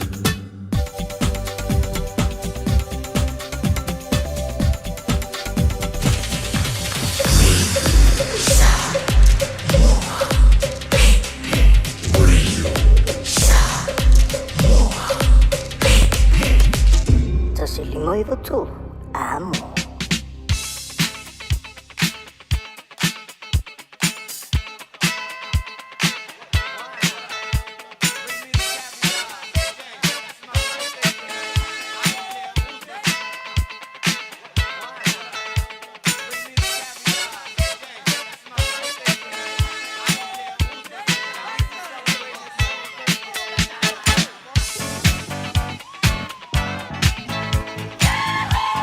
Whatonu le tula fitu o whamurianga o Sifana o Radio Samoa mōre nei fwea so lua fitu e yaso you like. Tato telefoni nam tala mo oe. Tonu fitu tasi lima i watonu. Be am whaena wha ngāle telefoni. Mōre is whamurianga o se tasi o wha manaturo nā so whanau nei yaso. No mo fwena wana runga tato i Nelly. On air at radiosamoa.co.nz. Avana o tato Facebook, mōre YouTube o Radio Samoa. Pule o po whea vaenga nai o mai lau whamurianga nei fo i tai o fau. Pea te pawatui ta whamurianga nei runga ta Facebook. Mana Yes, sunga lawa. O lo yel whaamanuianga le nei mai a li tasi Annie Vau. O le whaamanuianga le nei o le aso whanau o sia o grandson ia Nathaniel Tivoli. O le aso le nei wa ato iai lo na lua se fululua tausanga. San, ia manui e tele lo wasa whanau, ia to angai la wa onga, ai mai se i le lotu. Whaaftai lo o langa usitai. Ia tautua nā ia alofa i o mātua malo uso, ai whaasilisili lo alofa i le atua. Te talo i le atua, fo i ate le malosi ma le ola maloloina. Whamanu ia tele le atua i ate oe san, alofa atu pā te lea manena ali itasi. Ia manu ia tele le aso soifua. o le isi o whaamanuianga mai a Spitslavea. Alo whaanga ma whaamanuianga mo le aso whanau o le tina o le ainga ia o te Vanessa Lavea. Ia whaamanuia le atua I lo waso whanau. Ia fwa I le ola ma le malosi a walo whianga iai ma ngā luenga. Ai mai se le tausia ina o se tā whanau. O lo whaangana mai lo to olua o Salu Lavea le lo maiava ma le whanau o Clendon Park. Mani e te le lo waso suifo. Anaya. So, se wabai atu e le se tā whamonianga o I lunga le afo I meli, le se tā telefoni, e pe I whoringa mai o tāna whamonianga nao nei tai au. Ia le le. Ngā kai se koe sia ki kasia I te ea fo I wā. Misi a tuanta o se whamonianga nei tai au. Ai, e le ai. O kā kōrunga. Tā tōna nā, le le. Se o wabai atu le au whai pese whea o ka mai a kama le kere laka pi ka mai a ka mauti. Mana pese whamni a tuani tātou por kalame nei. Pena fwoi pūre ka mara whenga ruenga Radio Samoa. Rea tūna whamna tu tō wasi whanau. Nei aspam. Yeah. Enjoy your day. Reflect on the goodness of God. Yes. Ani o te leo te wasi fua. Te wasi fua walu le walu.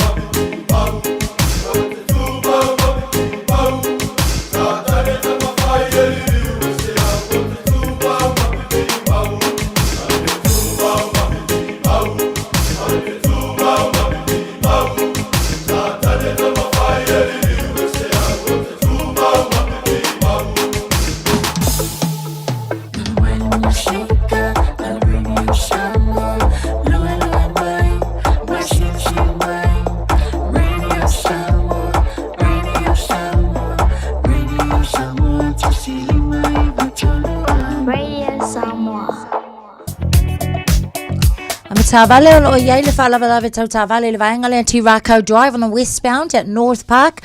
O lapta ia fo ia Tavale ina ia mata I tu le vaenga le na o le awal tele. E mai se lava I lato o whaimalanga mai le tu le na anga iane I botany I le taimi le nei. Monaghan Road I northbound o mai tau watu I na le anga iatu Mount Wellington Highway o whaisipisi I le taimi le nei.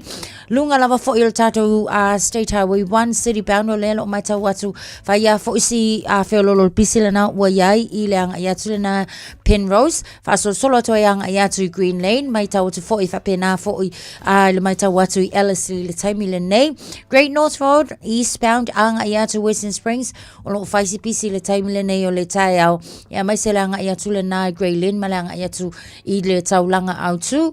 Lunga lava tato State Highway suma le ono fo I lo mai tau watu Point Chev.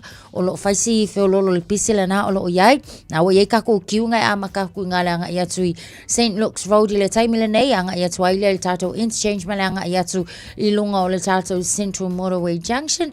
Nisi nao naiva ainga I lunga o le awala au isi lava fo I vaenga I o le na lava lo tu maua I le feololo I le taimi le nei to is full minute. O na tālea o le itu live valu after vale. Thank you for choosing ClickX. Hey, did you know that sending money home to family and friends if I'm the ClickX? By Australia, Fabia, New Zealand, to pay for my mo aing. Upolo sa baki, manono apolima, isamo na. It's simple with 4 easy steps. Sign off here, ClickX. Sign up now or log on. Select Samo, Mao, Millicent. Ainga will receive in no time. But don't forget safe and secure. Saungalemu oila utautua. KLICKEX.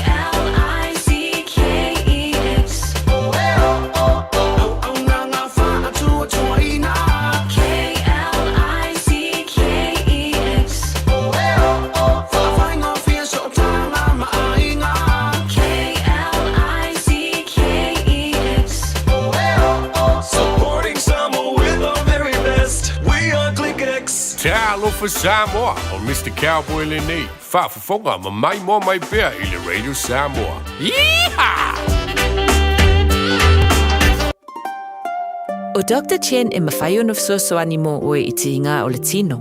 A whai e tinga lo utua po lo utuli. E mawhai ono e susu mai e whaataita I fuole vai fufo. Ai e iai o na iainga. O lo tau sa eilini sa ngata whaina luenga e fsoso ani I le whaata wino o loa mo le wha I la mana ia o fōringa. Vili maile official Dr. Chen I le lua fituono tolu tolu fitufitu, lua fituono tolu tolu fitufitu, mo si whaatal noanga.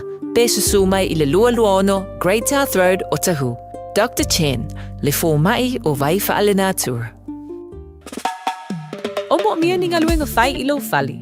O le living space o lau company if so soani I le whaale leo mao te malawa.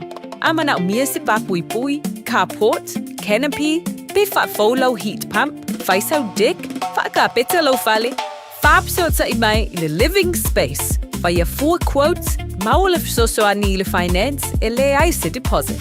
Vili mai loa le living space, I le o valu se lau, 5 whaono, 5 valu wha, o valu se lau, 5 whaono, 5 valu wha. Hey, don't be that guy, or that auntie, ignoring a sore throat. This isn't just some drinks and lemon tea in your sweet situation. Untreated sore throats can lead to rheumatic fever. Nobody wants that for their family, eh? Go get your Pepe's sore throats checked at your GP, school nurse, or pharmacy. It's quick, easy, and most importantly, free. So come on, whānau. This summer, take care of your tamariki. Get it checked and get it treated. For more info, hit us up on socials at Stop Sore Throats or visit stopsorethroats.nz. Tā lofa sa mo lo walofa, o fia ave sa uta po sa mamoli sa mo upolu po se vai. O le Jack Shipping I Manukau le tali. O se lia ma le 5 tausanga le tautua a fui maono ma le Jack's Shipping. O lana special offer o le ave fua le o te pe o se atupau e lalo ifo o le $10 kilo. I oe, e sa o le lei oe. Wawe wala au mai loa fui maono ma le Jack's Shipping I le o iwa lua ono tolu 5225, lua ono tolu 5225. Pea fio ana I le Unit 5 pa tasi fa Weary Station Road Manukau. O lea wa amata o na ta pena wa amo yulai au kuso ma se tema. O le Samoa Realty, ua whaatutua ina I Samoa ma Amerika Samoa. Ua lata I le whaasifulu tausanga lana au nanga. La tau te whaatawina whanua mawhale, whai alisi o whale ma pisinisi, e o I le iloiloina o tau whanua. O le Samoa Realty, ua lava le tumai e fisosoani atuai mo oe. A e fia tali tonu, whafso ta il telefoni, o ono walulima, lua wha walu wha lua. O ono walulima, lua wha walu wha lua. Petanga I ane I le samoarealty.ws. Samoa Realty, our island, your home. Morning, boss. Morning, boss. Morning. Morning, boss. Chief. Hey, g'day, boss. What's up? Morning, doctor. Cold this morning, eh? How's your morning? Hola, boss. Hello, man. How are you, Coro? Morning. Boys, make sure you're kind to each other. Enjoy your day, and if you have any problems, don't hesitate to talk to me. And no more ai kai lafo, okay? Okay? I'm a taste of sanga on the tattoo I've only. Talusi on the wing, I'm a sissy in the ilove. Fai malfaite, ting, and we malfauto. Tell on the fatasima, Yamanuya, me uma. I fight with my pass in the two mata. Have I used to boss if it money may your matter? I want if I man kolokila no le time sa ope over my love pay I le bali lo mana o. Tikile so pe ane sana lifi. Fo to ya anko pe afisi fi. Ie eli ma fo ila ulani si. Ma o tu fa samo ale o ingilisi. Let's go. Fai famalo lo si chopili ne yaso awal fa ai ito sofia hawi mo ile ninga lo nasana vi inga hawi tato fai famalo lo si chopili ne yaso awal fa ai ito sofia hawi mana fifia boy, I want to see ile maso la falo. Ole malo si le se failo. Fa malo si titi tali si moko. Falo ile le ya posa sa uta oto. Awa. O tu si pasi sa ile ilang luenga. Olo ngalu e fuya ilo tutongi. Olo sa ile pole so singa luenga. Ele ole tu si pasia ole tango tu fa mauni. Tatele to pule ni ta tu si pasi. Tu sape no tili ta fa palani. Ata fa mauni atu le tu no ti me fe au masani. Te ea e tu e tangi. E umane o yeser tu masati ni le ami. E mano ye no ne e to e malu ye le nangi. Wow. Tato. Famalo lo si topili ne yaso awal fa ai ito sofia hawi ile ninga lo sana vi inga hawi tato fai famalo lo si topili ne yaso awal fa ai ito sofia hawi mana fifia. I fight with you, no tongi. Sele long alone, but fat my own. Fat a long time lang on the file of Wang, I'm about to some more love fast, so most of I'm molly. File see my son, only. So it's for man of eyes, so in lonely. I say, for ila, ilea, so tongi. Fata fa uma fa ya la mai fu samsongi awaite ai u ina de se oli e se tu se apu fa ali mai pa umoli mawalo la un alwing ko ngai kakalo loko mawalalo awai ki chiki e fa alo ko ngai fasili ma va vela wa awai ki popule fu o ise me au fa ngalwing la ile vale o la ilo mai o le ngai ke pase e nga ese se le so ngalo pase o le mo Eli fanyo low tax, Eli mo pipa. Ai su mai e relax waka kau o ngā pase me malo I low back. Sau back, ship, au e te tawhau. Vai oi I tuli e le usu mai tai au. Back, ship, au e te tawhau. Vai oi I tuli e le usu mai tai au. Mai a kile ni a skali e kau ia skivi o I whalangi. Musika sika mani I le so I whiwhiloi. Ka me ki sasi u o ki langa. I tātou, tau whai whamano, whamano lo si, tau pile nei a so. Au al wha ai I tau sawhia. Mua I le nei ngaluang sana I inga. Tau whai tātou, tau whai whamano lo si, tau pile nei a so. Au al wha ai I tau sawhia. Mana whiwhia. A whaaita o e seisi. Ia e ono sa I teisi. O alau le lotama wala lo. A malu I whale, malu fafo. Au whaingaru e ngā whea lo whani. Mata o tele naka mupani. E amu ia le na pule siri. Ele so ona whai e seisi. Se amu ia le na pule siri. Ele teitai whika e seisi. Wane atoloa mālolo ngā lulue, le atunu o white tunga tūte ma whaibora nei fo I tai au marulu, mālola wana ngā lulue. Mālo le lausu I tūte ma whaiba. Whai ngō whia sia kā kua mio, anga leide si lesi, ma o koe whaingai kā lafu. Ngai lap kai ngale mali pese a. Ana ia. Kada ngol posi pe ese me mana mia. Anga dele si lesi ia ma au koe whaingai kā lafa mo mo e. Na bang ai kā lafa. Na umar kau sanga. Ia. So I whalu taro tala mai sama pe tala malu. Le tai o nei. Pe ngai nei whanau mua maro longa fo ia onga. Nei vai taimo te lo taimo maro longa pe ana masa nei tau sangi. Tasi lava ia onga I lanto school holidays program.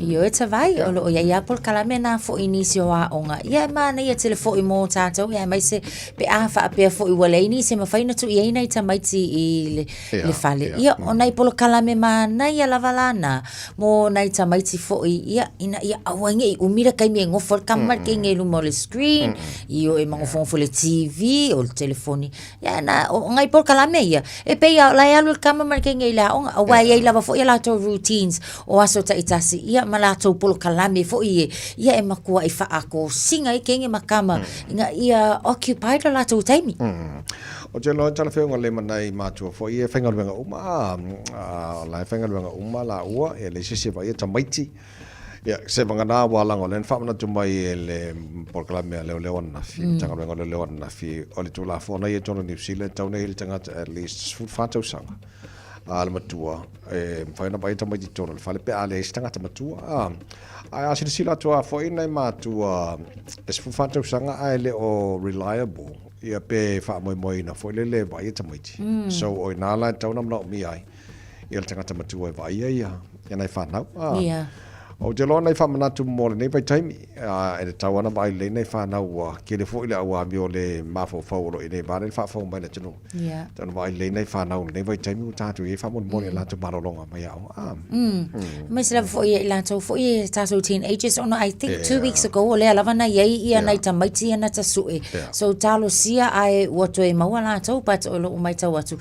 Ka mai ki fo I o le I high schools o nei tamaiti na ia o lea lava e whaimatu la e mai langa le o le alo lua mo ele le ala fo le mo I mean I'm not saying ele le but o tulanga fo ngalo le ngofo alu ai le ka o ka mama ki ngale me ala ai o le sila fam na tu mo tatou te ni matama po fela fo if sa vali ai ka wanga fliki pel text ya mam le ke alu falolo mam le te I ina ia awa lava ne e se fa lava fo le tupu mai ia ai tu ai ma ko sa meme se vai atu fa fonga la tunu atona le communications o fiso tainga tauna le lei ia wa alua ala mo tino e matua ola e saunga le mulmela alu ia le lei foi fili lei friends o te lo ta sile vai ngata o tauna Babai tātou vaenga lau whasolo makua kolu su fast lima ia mai le friends e tau te mingle whatasi ia wa mo le friends e lofa ia te oi e fautua ia te oi ma whamanatu te oi mele le iai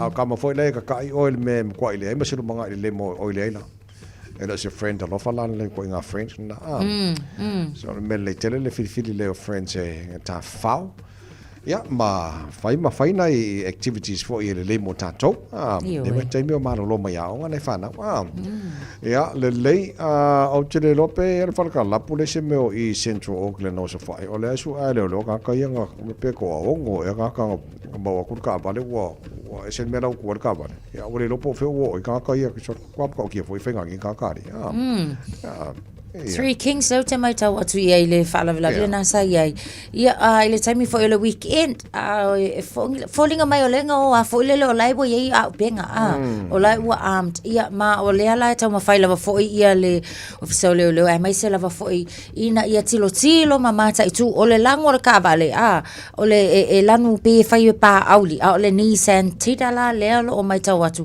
o lo ma wai I me pu aka fo ngalo le awala kele ia o le ala vala tau ma fai lava fo ia nei leo e sa ilia wai penga ese mai nga sawanga email Amport Road ia ma fa solo a kwai lava o le ala tau sa ilia but o le numero lava mo tatou tasi o 5 ia o le reference number lua ono o fitu o 5 ia pole o tolu iva kamanga makwa ka ufa mole io e awai ta tawana ta fia to inga solinga tu la fono ia fa yo le wo ma au penga o longa winga o la lava fefe ai ma au penga pa tu tato ia o le vala au lava fo I leo ia manu mera ia ta ua ina ia mauti no le saunga le mu fo yo tato ia asa le ia o nai fo maresi numera o Barcelau 555 tasi ia fa nga so telefonina ma to fo ia o le banga telefon leo ai vala au leo aveni fam talanga ia na to na o leo ama oe ona e mautu e fo barpui o mai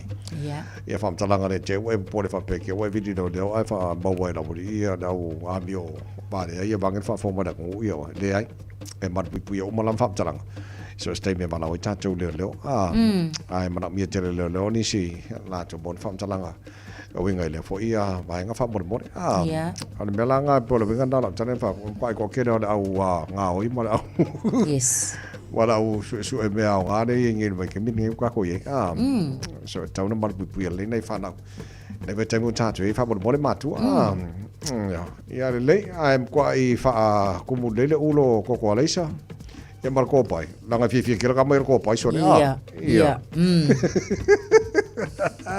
ia ka pepese ana o ku da so ako ka do fa ngai fana ia se o voi de ba so pe audia ngai como que fa ka fa mo sa o le ia ma se io fa se la ko fa maro skingo io on me le telefon fa maro skingo le ba temel maro ka ko ia fa maro skingo mai le se ku fa malo si fa fa maro skingo mai lo le so ma taro tala me sa mo le foi tai ia ka ko wo aia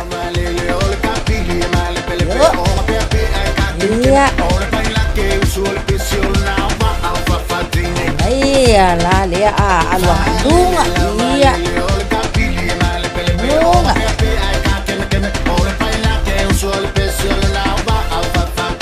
au tafa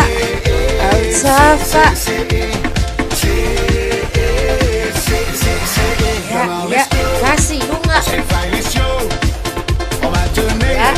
ya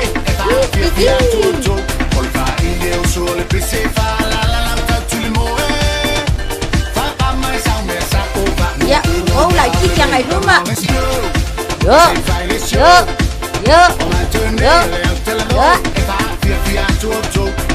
Luma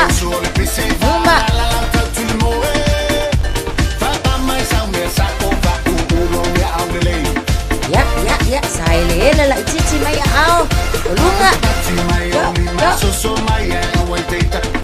Luma solo fa alo Luma Luma solo fa Luma kas Luma fa altafa kas Luma solo fa respito solo fa ya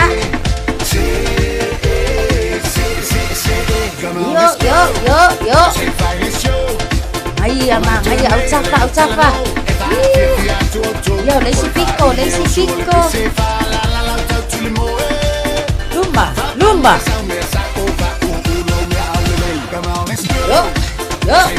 Yo, lunga, manalo.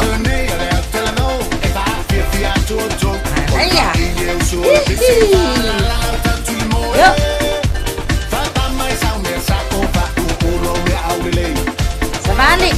Sabali. Kasi luma matua. Yo.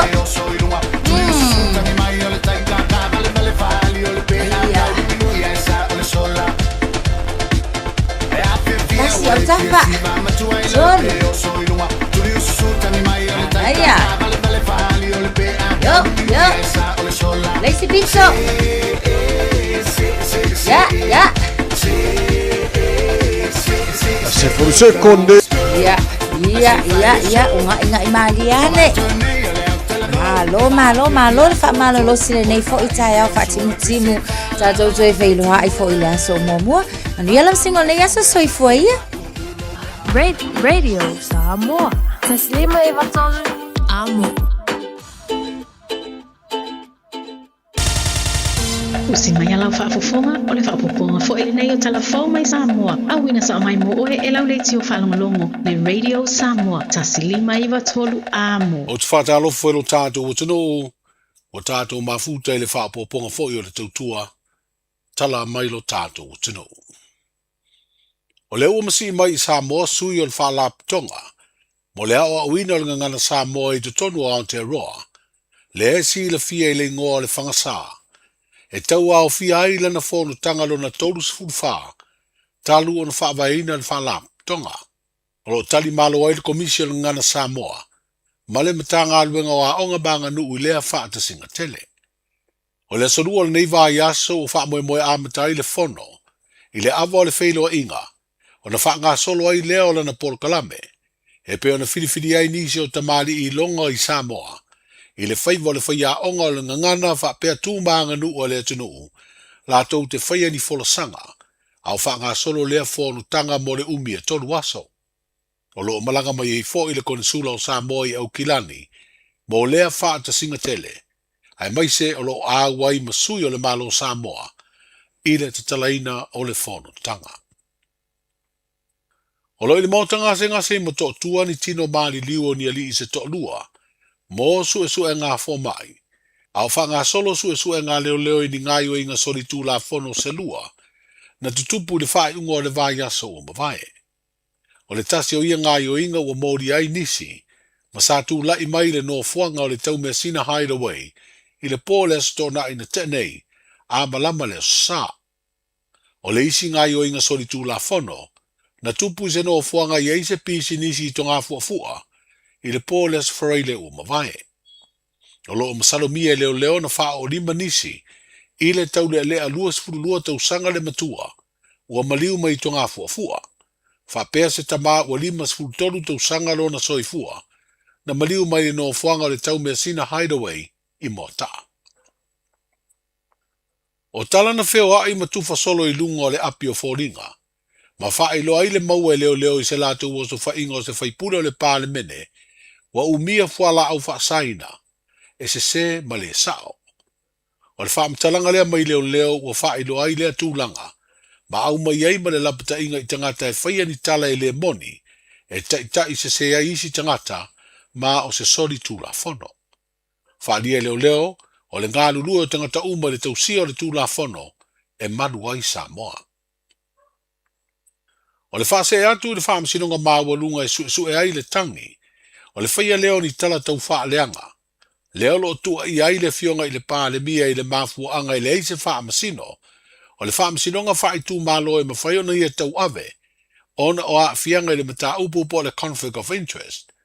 O leo bato e wha fo i ai lea mata upu tau wha masinonga, i le wha masinonga wha i tū malo e su e ai. O le songa fua na whai ai lea wha ai unga, a le fionga i le wha masino le wha masinonga maua lunga, le fionga vipulea i Amberosa Roma, e mafua ona ua le mawhai, ona wha maliaina lea wha masinonga i le mafua anga.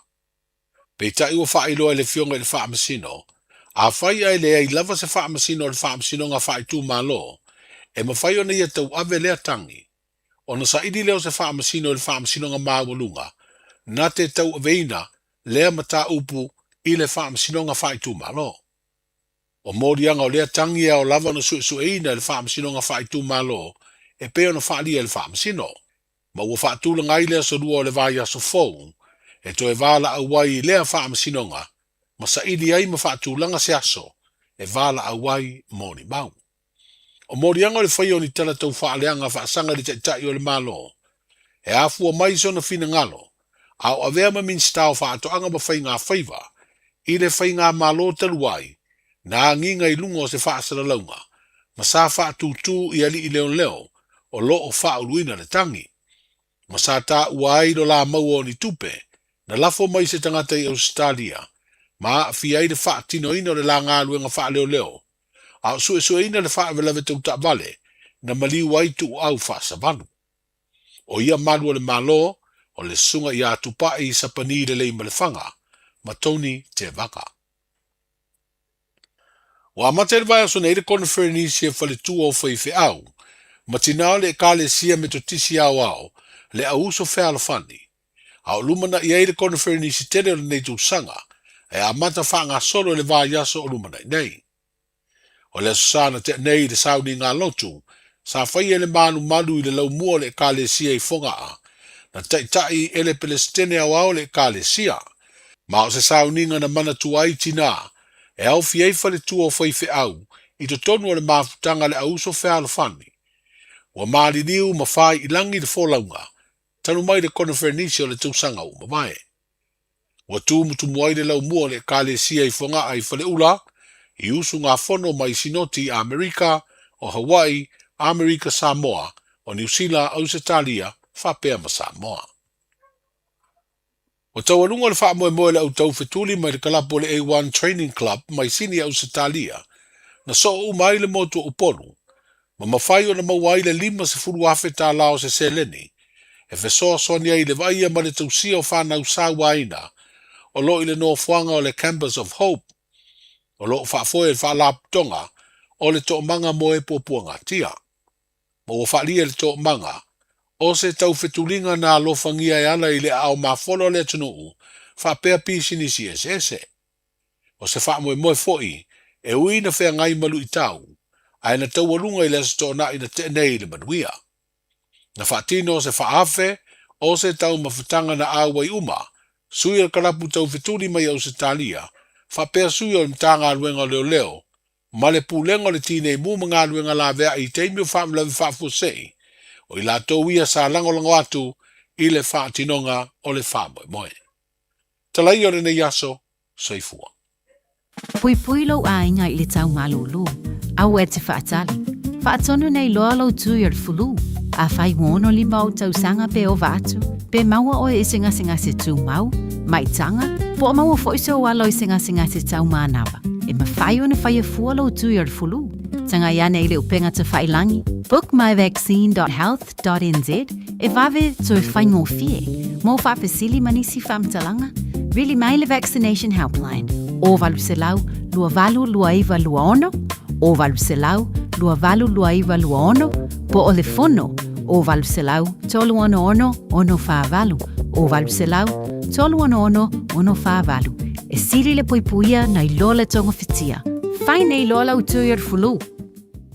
Talofa, we're the Katinas. Talofa, this is Pat Lam. Talofa lava o Aolapi Mariner. Mau pelo li tio. I le Radio Samoa tasilima iwa tolu amo.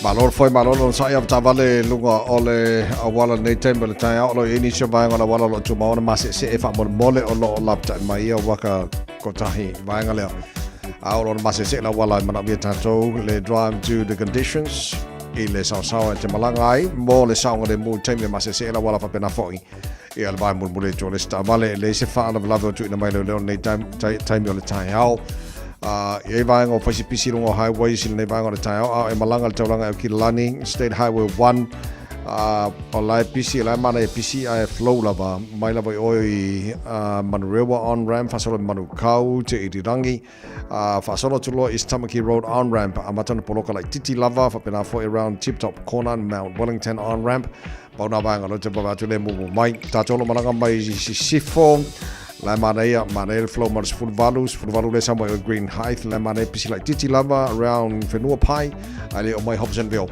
la mana link mas full ono Westgate se lau pasene to mu lava ya pe poloka mai le city bound was full ono around Morningside and Western Springs afe mai lo se fulu le tano e Point Sevelia seki ka ko flow le mai around Mount Ruskell on e hanga pasi mai na wala la papa afe le malaba lele dos fulu a poloka la titi mal ne vanga le taiao fa wa mai lo se fulu flow le foi vanga le taiao North Shore Malanga by North Shore, Northern Waterway City bound, Manaya Salapasene around Otea Valley, Alafis Poloka like Titi, in the Nevada town. Lunga down a walla after valley, or the Matala Lavam, Ustai to La Fona Lunga Walla, Yam Fauto to leave up money. Your left by Amatau, Timuma, Savidi for you, Nisho Timey, and a Poko for Lolo Ella Baba Tika for the table tile. Lunga down a walla, they bang on the town, they put you on a walla of natural follow longer, they click kicks. It's simple, it's quick. You're closer to families. Sending money's now made easier for loved ones in the Pacific. New Zealand, Australia, to Samoa, Tonga, Fiji, to the Cook Islands, to Vanuatu. Connecting Pacific families. With ClickX, you're secure and safe. The lowest fees and amazing rates. Now helping home is affordable. ClickX with a K. Reliable. So sign up now with ClickX. Let us help you help home when they need it. We are for the Pacifica. We are ClickX. Radio Samoa. Taslima ivatolu amo.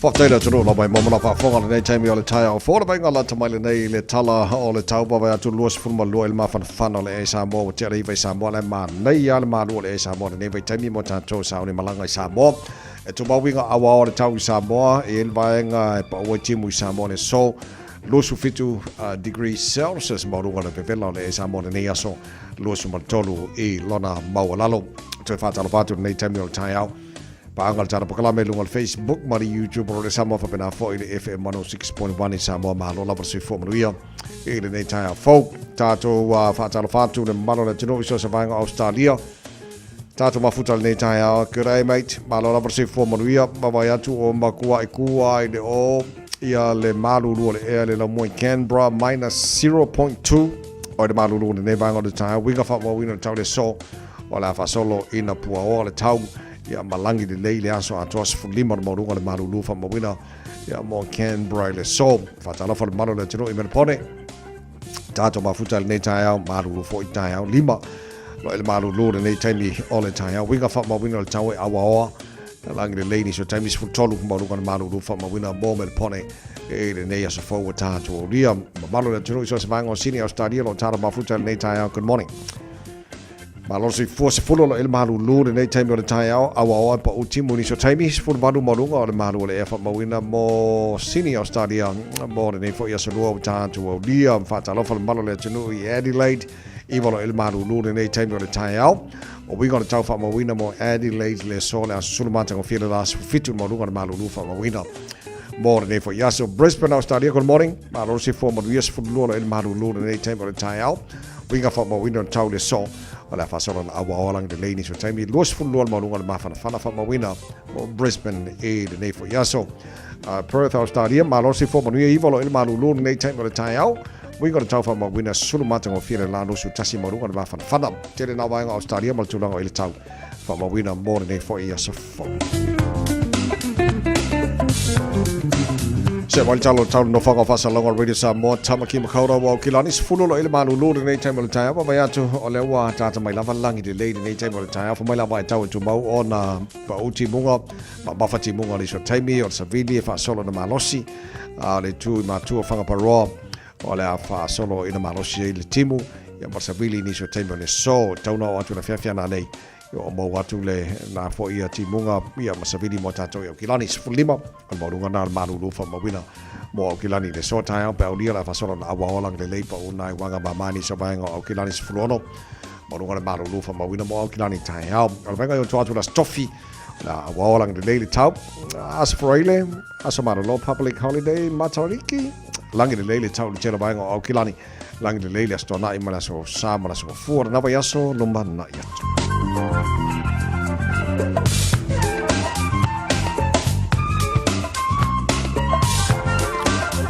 Paikalla tamari nai talon tawar nei fo I taimi ole tai a ole tau tour Radio Samoa in ua se fulu male whāman awha ua te ai nei ia lei tu la e balu. Ia ua whawhonga le tunu e tātou tala me Samoa ile nei fo I tai a fau o mea nā lo tupu I Samoa. So te rona maua le tātou pakala me nei whau la vei e pēna mai e tātou tala me Samoa. Ia a o whaisa ai li linga leo leo male tūlanga I fo ia baenga ai o le whalongalonga atu mea lo tupu I Samoa ia tūlanga o tupu mai o mai o seifua o ia fo I tangata tō lua tala mai whai ora vai aso. Ia le mautino fo I po le ali vaenga lo iai po le meo ni lau malosi po ni la whara whasaina po ala vaenga mafua ini vaenga oma. Ia se I mai a pesus wenga leo leo lo whanga solo. Le tai au vi ile lo fo le tua le anga le fo le tino pe ona iai nei fundraising sa whanga solo I tambo enga sa iai. Mana he sele ni mau so sani foi I nei whanau malata umolo tu si tono Campus of Hope. Ia po na mau e taru tala mai Samoa nei tai au awhaina MCA tala mai Samoa nei tai au tu e whasala wina mo e pa tala tu la se furu man lua le ulu le so mo le fitu po ana nei tala maru le tai au pe audio lo tu se furu man mato mano se mo le si whaponga o taru tala mai Samoa se furu man ono le mo te ai nei ia lei tu la e valu ia e le lei ono se mai alo whaafonga mana mai moa o le afo I o le whaponga o tātou mau wha Samoa ia o le nei fo I tai au fio e kako mau wha Samoa ni ia le lei Sawia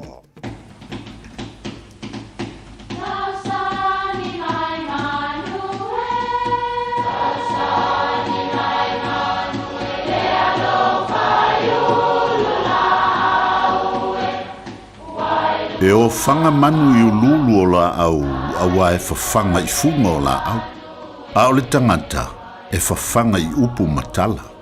O le mawhileo o alanga upu mamuanga ngana Samoa maona whaapongai, e a fua I lona si o mianga. O lona lea sao I le whaatufunganga o le iloa whaale aso, mai le tautua se ia o ina pule. O alanga upu mamuanga ngana, ua lanto mamanuina le tō whamanino a Samoa, mana tua fo'i, e tāo fitau muli le atunu. Ua lama tua pola. O le upu e mafua mai le tangata e lafi I tua pola, ma lama se isi po o se mea o fiafai. E le o se tūlanga le lei lea, awa ailoa e le ainga e ou le fale, o lea e lafi le tangata I tua pola. O le mea e o iai e matua whasitinga ina. Ia li tautua nā mā o tau le lea o leo le asilu tātou nuu. Alo ese ama le lama tua pola, a wa e tua lava I whalewe lave. Ia manuia lau whātau saunga.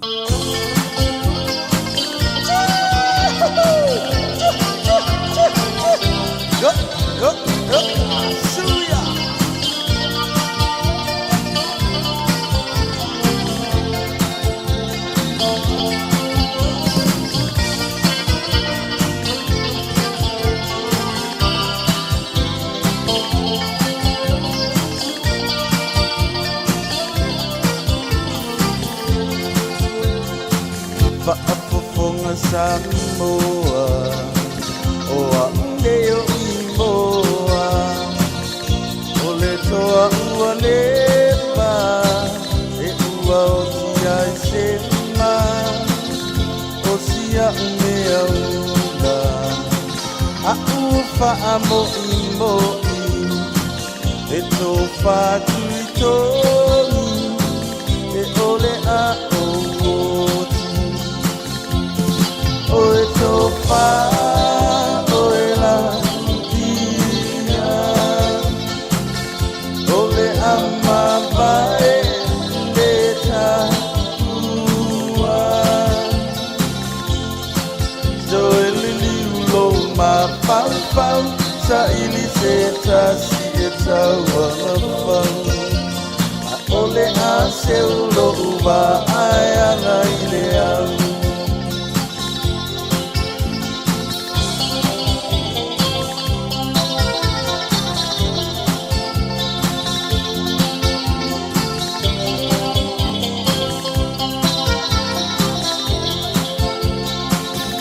Ainga i le tai Male uru moenga E malingi loi mata E tangi olo uanganga I le tu malo Ambe i le palapala Maamanga lo ita O se tangata i le anga Oe sopa, oe la dia Ole ama vai, leta ua So elili ulo ma pau pau Sa ili se tasi e taua la pau Ole a se ulo ua ai anga i le au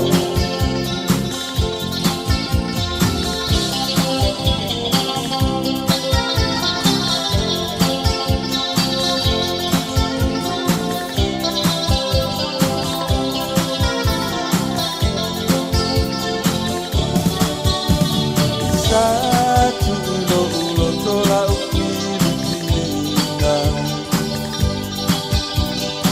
Ole a ane aita uepe o se ainga A ole nei ua e si sole na iau whainga Te pina ngā loi ole atua le oe o se tokinga Se mea lava a whainga ta ole whaiawa E moe le poronga ole loto ala i le tinga Io o i le vave a pulo le sua vai vai so whaiva ai ale ai E ua laula ole mativa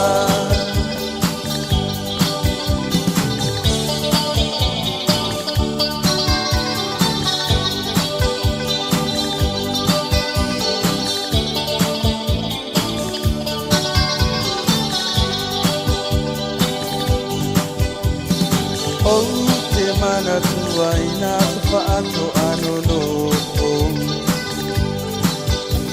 Na o alua e tarusu e oni whai mani pōpō E tau mawhai ai o se sua vai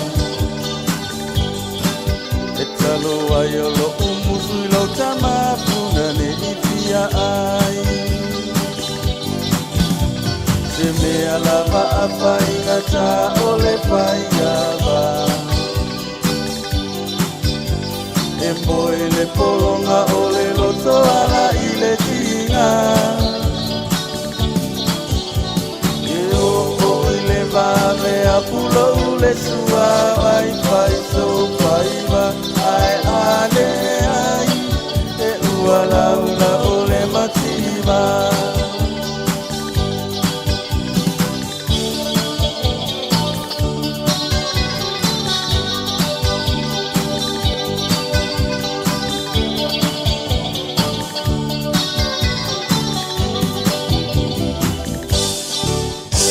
Talo falava o le siufofonga le nei o Samoa, le Radio Samoa. Ua whaale tonu lau masini mitspifu, ua le anga le mua vau. E le leo na wha tonu i le aso sa ua vanua mātou te au ina ai, lau Auckland Council Inorganic la pisi. E ona mawhaia o na toi wha o ngā tai au. E au ina mai la pisi ma mawha mai lo maota. Ina ia wha aititi ai la pisi e la foi nei le nufuanga o la pisi maasani. Mō lousi la fia i tu ai ngā la pisi e mawhai o na o ina. Le tu tonu e te tau o na whaaputu i ai lau la pisi. Ma le awala e mawhai ai o na whaatonu ai sa wawanoa. Sa ili ane loa le Auckland Council Inorganic i lunga o le upenga te whailangi. Tamaki Turuki, All Together Auckland. ta lofa Samoa. O le whapito o le Best Bargains New Zealand Winter Mega Sale ua amata I le taimi nei. O fi whātau sau telefoni fo. O lo maua le iPhone mo le Samsung wata mai. A wata mai le na o le lua lima tā laid vai aso. Ai ala se se tino fo lazy boy. I le na o le lua whātā laid vai aso. Ma wae. Wa silia ma le lua lima tau sanga le tau tua a le Best Bargains. Te tala fitu aso. Wili mai loa I le o valu selau lua iwa tolu iwa. O valu selau lua iwa tolu iwa. Pe te mai ana I le Facebook page a le Best Bargains. E ia inga whapito.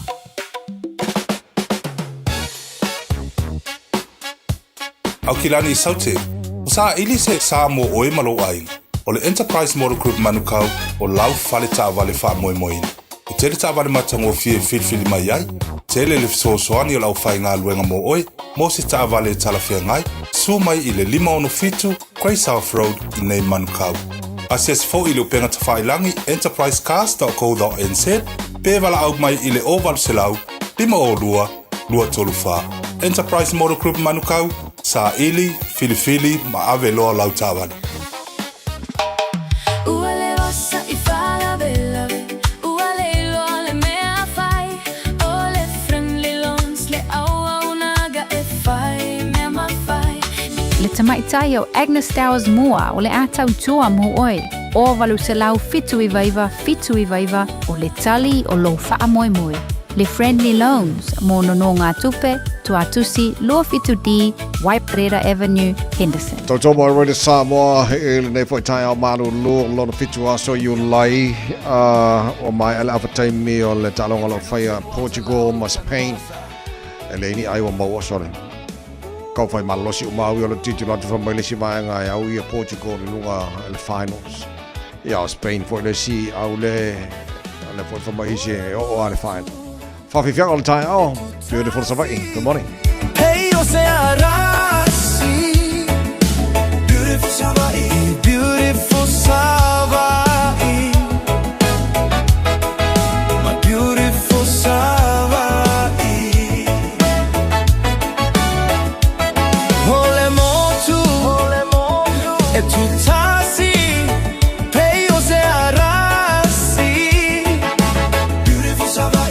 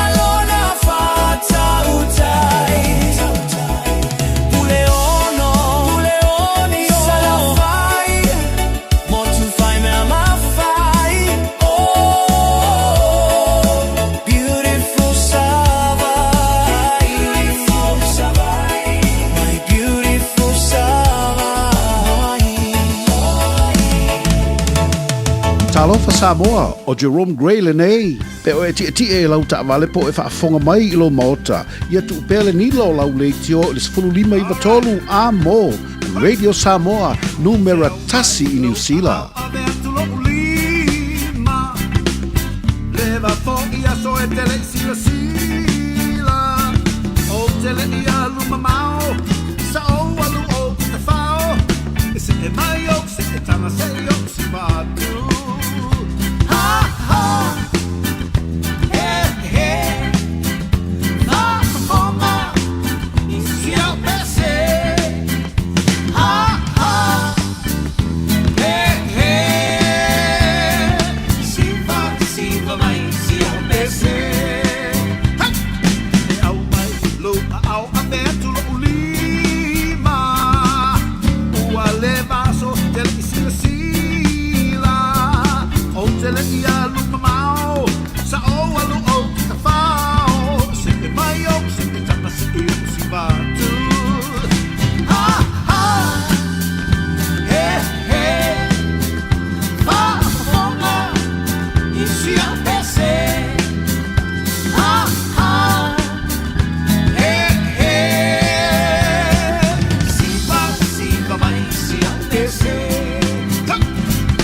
Pei o le fuata le ta amila sanga Sui o le lo pe ala talata O tele mata nana Tolu lima tau sana Fa fonga mai asi I toi pese atu prada Ha ha He he Fa fonga I si au pese Ha ha He he Siva mai si au pese Pei o le fuata le ta amilo sanga Sui o le lo pe ala talata O tele mata nana Tolu lima tau sanga Pa fonga mai si I toi pese atu brother Ha ha He he Fa fonga I si au pese now Ha ha He he Siva mai si au pese Ha ha He he Fa fonga I si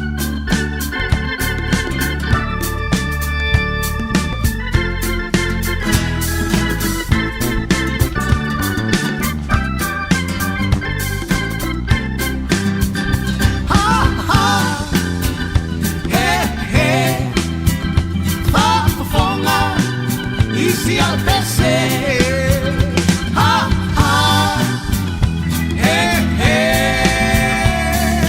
Siva mai si au pese Ha ha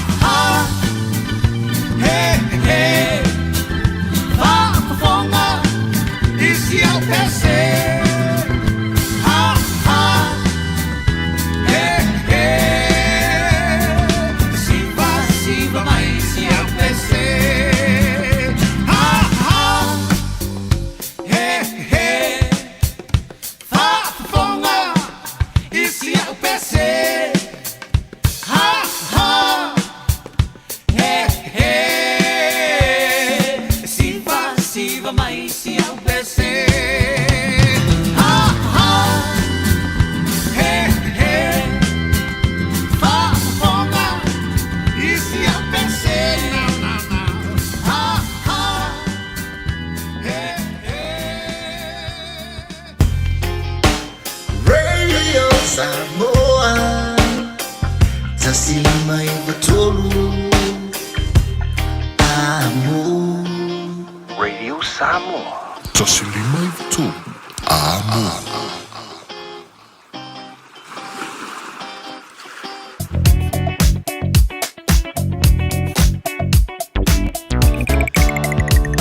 Te whatalope au tawale nei taimi o le tai au, malo la wale o na sai, malo le foi, malo le whato toi lunga o le awala, tātu li poti whai umai lunga la wala nei foi tai au, fau mana ia lava le flow le lei o le tele o tātu highways nei taimi o le tai au, lo tu monopolo kala malanga malaba lele, O le lopo o le mea ua tō te le tangata e o piki po ala ko bale le pole mo is whaavalawe na seka tunei waka ko tahi ele e se whaamauninga mai whaavalawe nei taimara tai hau. Ai toi pau abanga lo tupa watu le polo ka mai nevanga le tai hau mo le malanga mai C4 around Morningside, Western Springs, City bound State Highways Furuono. Around Mount Wellington, Ellerslie, Penrose, City bound Mole Highway 1. Tato le malanga tu nei saujanga talonga Kilani o se vaenga oma kwa se ki pale ngia kako ile nei taimi o le tai hau. Au tapale, whaaf tai mo le nei tai hau. Usta ile tu la fono lunga la wala. Ja, male whamanatu male tu alalo le tāra pakalame tu atu i o tawha o saunga le mua oeolo whafoina le tāwale saunga le mua pasese o lo tono le tāwale o lo e whafoina man saunga le mua tāwale whio iso se maingana wala. O eo whi malanga ingora nei aso o lo o i yo Thank you for choosing ClickX. Hey, did you know that sending money home to family and friends if I'm the ClickX? By Australia, Fabia, New Zealand, to better for my mo aing. Upolo sa baki, manono ang polima, isamo na eh. It's simple with 4 easy steps. Sign off here, ClickX. Sign up now or log on. Select Samo, ma'o milisen. Ainga will receive in no time. But don't forget safe and secure. Saunga le mu oila utautua. KLICKEX.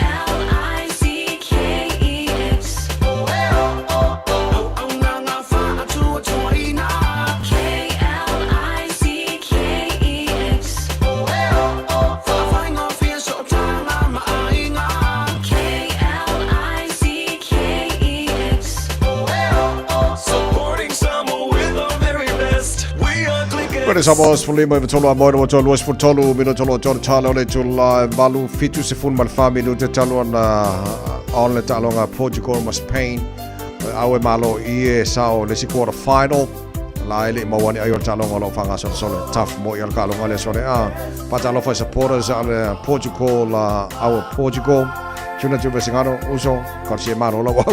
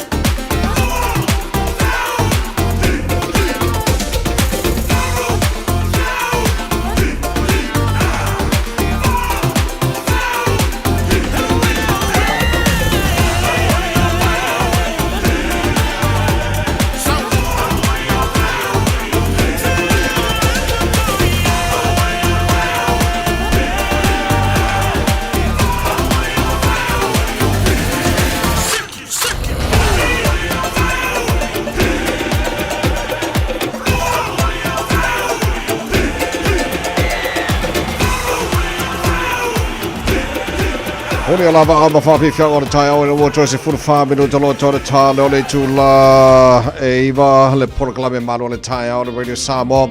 Wa vai atu toi fitu minuto lo toi o le taimi whatunu ngaina mo le talonga o le whangasalo Portugal ma Spain. O le aue malo mai i through the semi-final. Tasi the semi-final confirmed Germany, Farani, Morocco. So for Rayleigh o tai au. O las Rayleigh, badu kai au. Whawhiwhia o le tai au ku kama o le poto.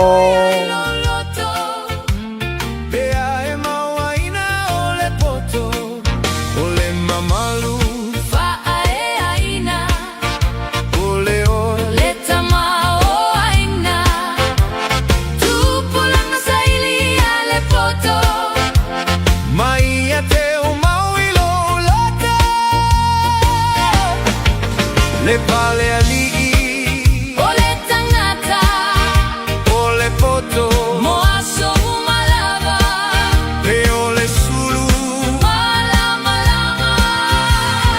i le o langa o le tangata e sue gata e taunata e ananata o le poto i amana tu e lo loto e fa a fe au e le poto i amana tua e lo loto e fa a fe au e le poto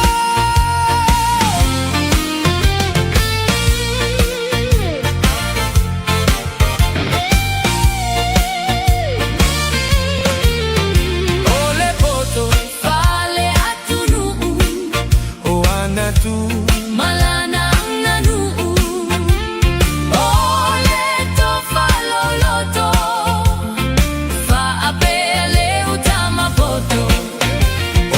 fa alo alo itangata e iloa o ilaunangana loa ngano umoni lena ta uta uai Samoa e mita mita i se teine masetama e poto i le palunga o le ava male tautu ina o le ipu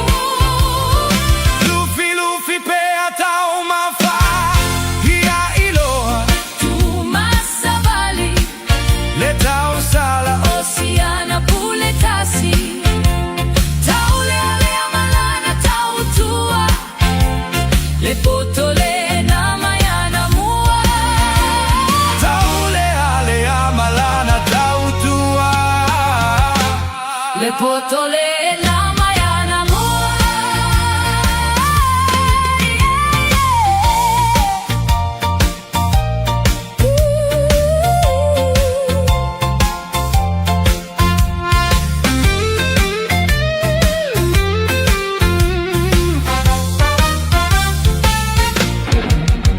Afai e te maua o le poto awane imalo ilo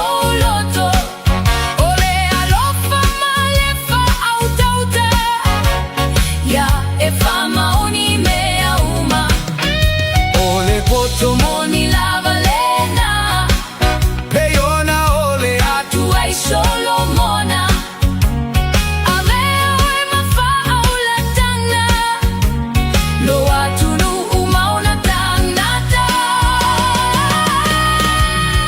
Ole poto Ole me alofa Ele maua E tangata uma Se ilonga Iona tina le ai ni taua ine iona po sai li malo ile foto tagai malo ole lalo langi le foto uasa ili lumanai tagai malo ole lalo langi le foto uasa ili lumanai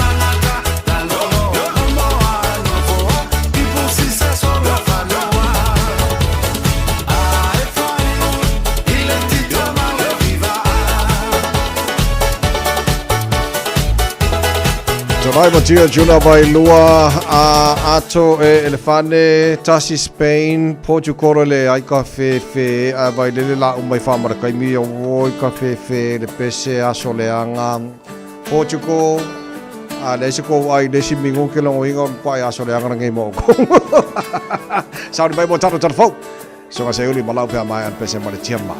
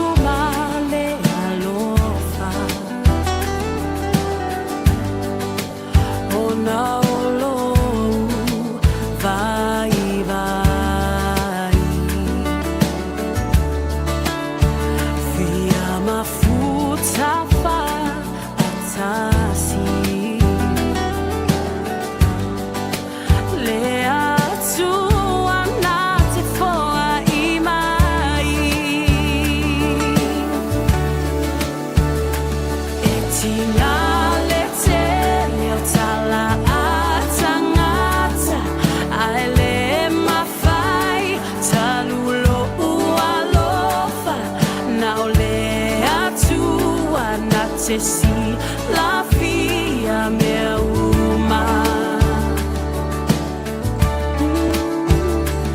Aluia oi, oe a soleanga, o se uma lole tau, tai o le vasa, a tonu lava, e toi ai se si fainga. Tele awala le fili, wana lepe tia. Lo ualo fafa amaoni, malelato tau mawhai. E tinga le tele,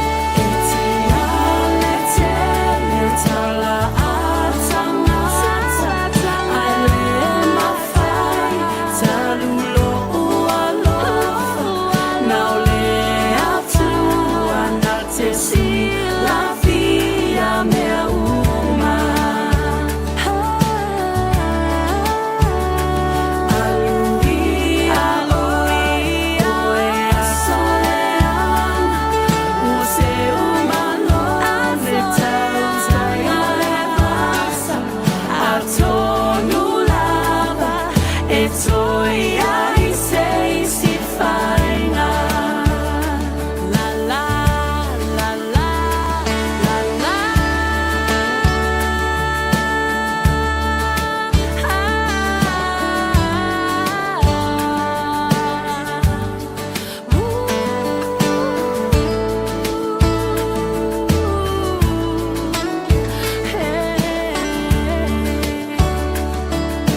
Talofa lava o le si'u fofonga le nei o Samoa, le Radio Samoa.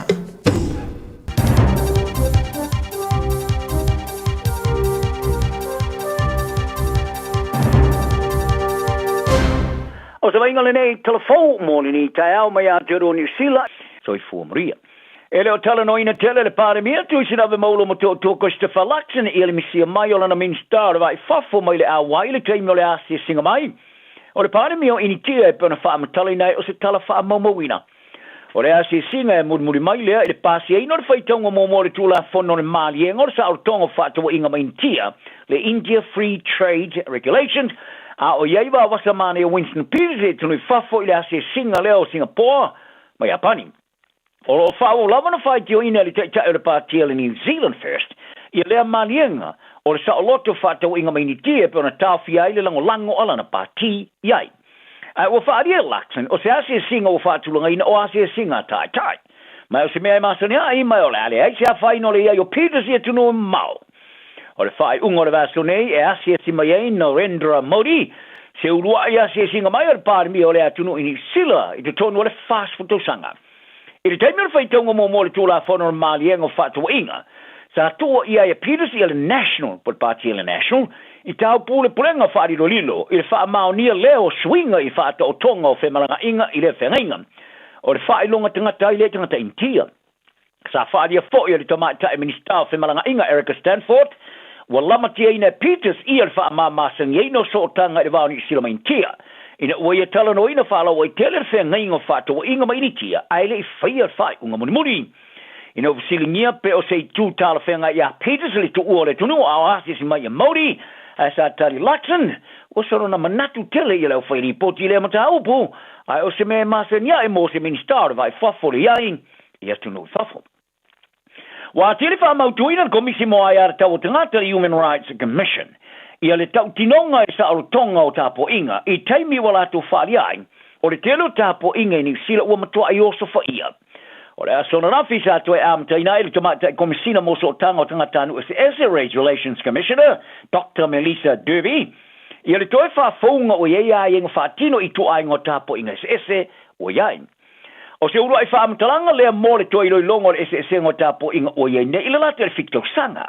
Wa whaali ai Derby o se taimi tāra whea ngai e toi whafowai pe a tilo ia i os whainga e whaia e whaavai lungo tangata nu ale o lungo o penga so ta inga lau tele ai po le lafo tu sa o le leis tangata ma ia tā o foi o se numero fa ala tonga tangata sa tia ia tunga lunga moro la tu sa ngale mo ni fa amta umoni faia ale o lungo o wala so ta inga lau tele ai pe mai tangata lau tele ini winga falia debi e ulava siria la titi male afo tangata ni sila wa mai tawina ele awa ini tapo inga ai o fa tu tuanga o se vai ngata o tele ile vai ngata tele o fai to wa fa ni sila e pero mo lo mi ai rof mar fitu o se fa mtalanga ile se sengo le tele o tapo inga sa to te wina ile mai ai o le tele fa te nonga mtanta lo tele mai kare sia matapo inga de tono le tulu o le fa la longa o fai au fa wa ona suia le tulanga wanga ia le lo fanua e kare sia matapo inga ile ne tulu ele tu singa ngole wa fa male futolu mo se te mo telu mai ona fa auto so tanga matapo inga o fa mawina e sinia lai titi male afar fa to wa fa tanga te sila sala to fa loa ile ni so tanga manitapo inga ai o ile o fa tuanga tu maulava ona ave ma se vai nga taua mo tanga te kiwi fa le debi o lo nga lu mi tanga te lau tele o lo ngona ina ia le mafo fa ma tinga o ne o se fa inga ia se tasi apitat o le tele o ese sengo tapo inga o yenei e le mana o mi ona ave ai ma wala tu vai ai tanga uma ini sila o le rem pasa fo America New Zealand e o ia fola sia ina ia mata upo Donald Trump e tala no ina o le fatar wale o ia i le Pasifika o le vasto luaisa te unu mo ia Jared Novelli Wellington ma o ia le fa mo malangatu ni wele at kukim sa mo de tono lisi masina mo le tuli matu leo fa no sio na tute por credentials o le fa business i mastanga te fo ina te ona ina skalap ta alo sa ia longo le fo li potilas forele o le tukuki e perna ta mau ainga non tarfa ta minerale malona sa unit te lia sa i linga Amerika fa inga te fale ale ole mua ai pole loa ila na lisi aviai lana fa mua ma ia ta wai ole ai fa alu se terolon te mi ila cookie ai la mai ai o sa i linga Amerika nga te fale le cookie o se mali nga fosa sa ni ai la matanga le tusanga e le fa ma utia e Novelli pe ole ai tu le mo le sene fatino ai sa i linga mo elino nga samiloto o le sauninga o le wha amautuina o na tūlanga senate ia mati le sa polo misi ai Novelli o pisini si uma Amerika o le aiesa lato woi le official ambassa i Wellington i le wha tinga sa i whafte iai le tukuki ro lato talieina o le si iti o le lato sootanga omi i le isi wha tūlangana ai avela na wha vivinga ia Samoa i le si iti o le ro lato wha e tetenga i le so ona whaialo ni ai tala futupe mai ia sainga i Wellington e wei whaari ai o le aia whaalau te leina se awea o se whae te tenga mo moto ma Pasifika ma ia ta wai o saina e le ai ma se whaale e tono o le mawhau whaue ai o lo umana na o iai sona no whanga tu mau i le Pasifika tala no ia saina o le a whaia nei whaate te inga saina o pomu whanau ma mao po missiles e le nei tūlangi i le Pasifika sauti e peona iene ma anga le tioni sila salongo ine le Johnny Sila salapta iele fainga malo ni sila saina e winga ine fate tenga o le tala mun mai le ma e on sai ni o se fainga pa anga fo le puinga le son fu e va fiti ma Australia sa momori putia ile minga Australian salapta iele fainga malo Australia le fate tenga saina e piona famtelina o se pomu fanano ma o linea nuclear ile ulo le pomu o se pomu fa foringa pole dummy warhead sa ta wa ile li poti ile la ptai o se vaenga o whainga malo ile i tulangi ma le tamai ta minister vai fa for Australia Penny Wong sa longo ina no fisa sa la tu mo ina le la ptai inga mai le ampaso saina sa ri poti fo le Australia no le fa te inga saina o se tali foi tau te le whainga paanga mo le file mo le vasa ile Pasifika le po le Ocean of Peace Alliance Ara tabi le ufalia New Zealand o le fate te inga seina o fete na iai male file mu male solonga le leile i tulangi le Pasifika. E tu sai mas fam talanga min star vai fafo New Zealand va vasa mare o Peters sa faia le fate te inga seina i ni tono ni nai tula talu ona mai ona longoina i le fainga malo New Zealand. Ma ia fari ai o New Zealand ma motu le Pasifika o omitele o te te so se tu ai ngo fate te ingo nuclear. Ai podi fate te ingoni pomwe ia lelele e tau ave ani ni kiria i tulangi le Pasifika. Fari e Peters o le pomu sa faneina lo nga Samuel Sone sa oloto mai ni kiria le Pasifika saute. Le sa fa vaina le malienga i le valet cookie masaina o ile o le Treaty of Rarotonga. Ma o lea ngā ioi ngā saina o whaasanga te wai mata upo au tū mara wha moe moe ngam, o le whenga inga. Tā longa, o i ere wha moe moe o le iso i la au sa wha vaina i tau vanga mo se tangata pito i marosi sa mo po le strongman sa mo i sa mo. O le anta longa le aufo i nei se iso ala tupe maua mo tangata televou tā le ni e tu tonu le tunu. O le tau vanga o tangata maalosi o wha wawana lau le Pasifika u lava i le uti o ama no mo tangata alo e tau vai le itu langi. O tangata aure Samoa, Amerika Samoa, Tonga ni ue Australia ni sila manet koki. Sa tau wawhia sa mo mo le tau vanga lo na lua mo le tangata pito sila na maalo si le Pasifika. O masi pita anae o le isi sa uru ai whaavaina le strongman Samoa. Wa ia whaalia o le itue mata ina le tau vanga le Pacific Strongest. Ua leo le mo mafo vai ngai si ina. Ai o le one o lo tutu ai ma whai si. Whaalia anae le toni sila Pasifika. O le tō telo lau tau vā. O se te mo le o tau vā ilunga o le one. Ma le tāma mo e mapai alo mafa po keks e whainga tā tele. A wāre ta mo e lungo leo none e whaalua ina le whainga tā tuai. Ma o e tārosi ai o le atuina tuai tūpulang sa mo seisi o ta alonga e whailo ai lo la tu malosi masani fafo ese mai ma seisi ingo o mea mafa e masani ai powerlifting.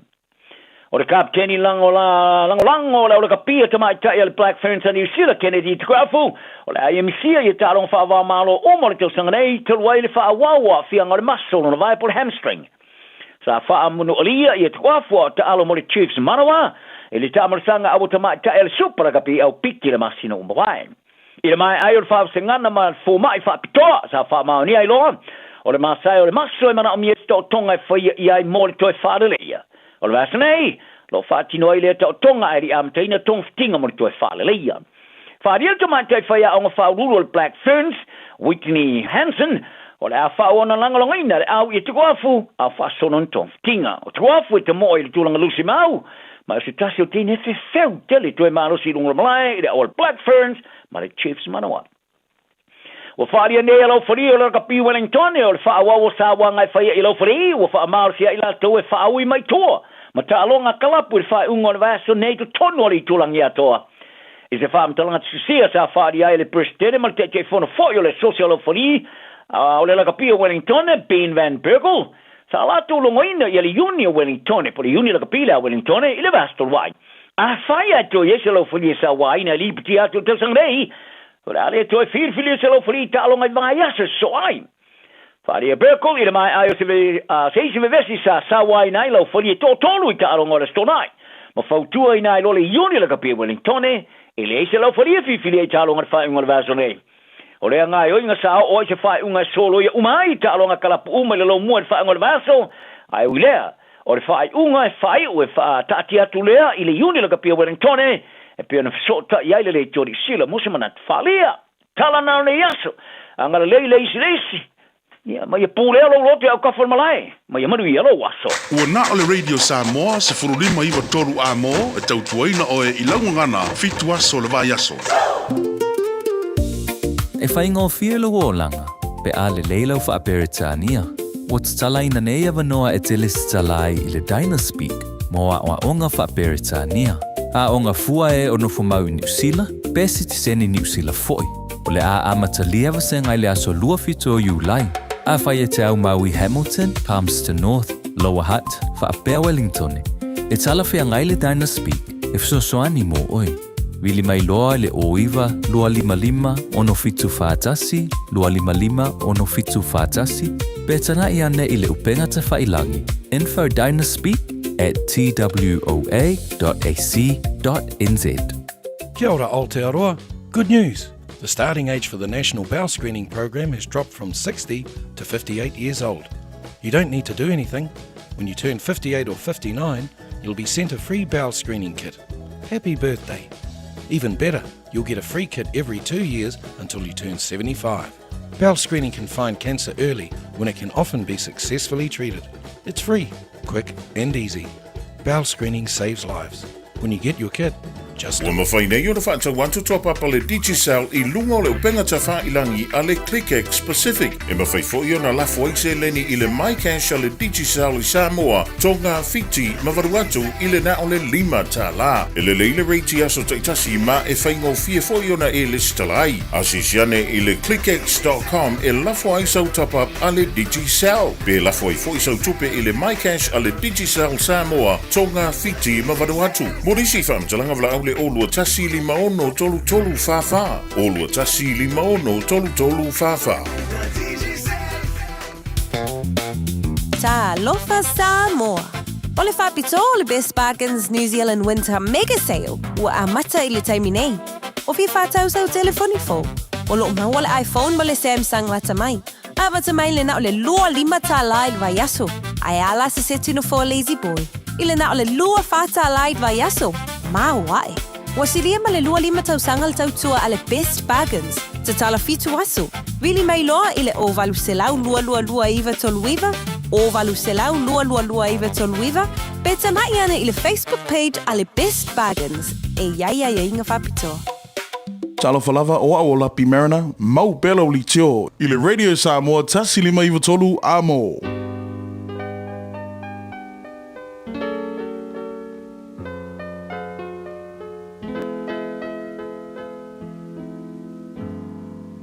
Faitauina le upo le poto no le tautua matavela linga Fusi and Sons Funeral Services I Mangele ma Samoa. I taimi o mawhatianga ma whaanoanoanga ona o le maliu. Manatua linga Fusi and Sons malana au nanga o le a whaamama avenga atu mo oe ma le ainga. Wala au I le telefoni 255 tolu o fitu.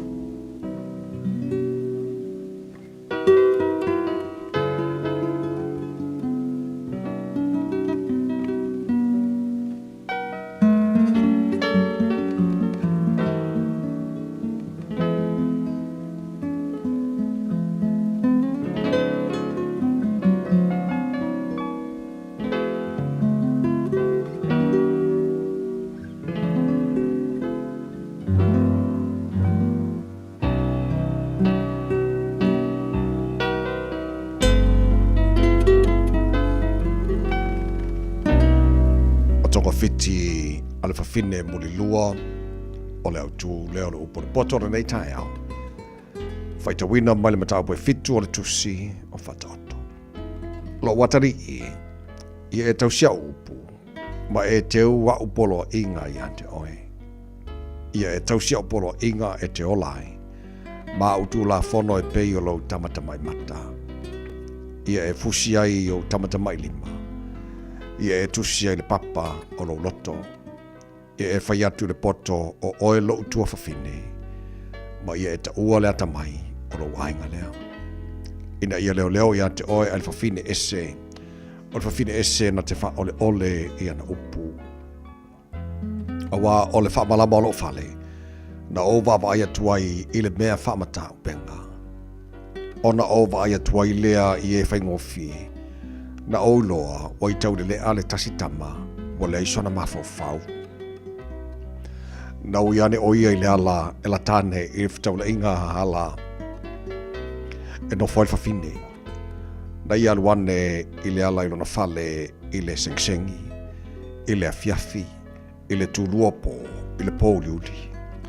Whau te foi, na whetai ai mai I le whawhine o ofu le whawhine taritane. Wa ia te ia fo I le loto pepelo. Wa leo a o ia. Ma le baonga tā. Wa le no fatu mau na bae lo na fale. Se tu aso wai fafo.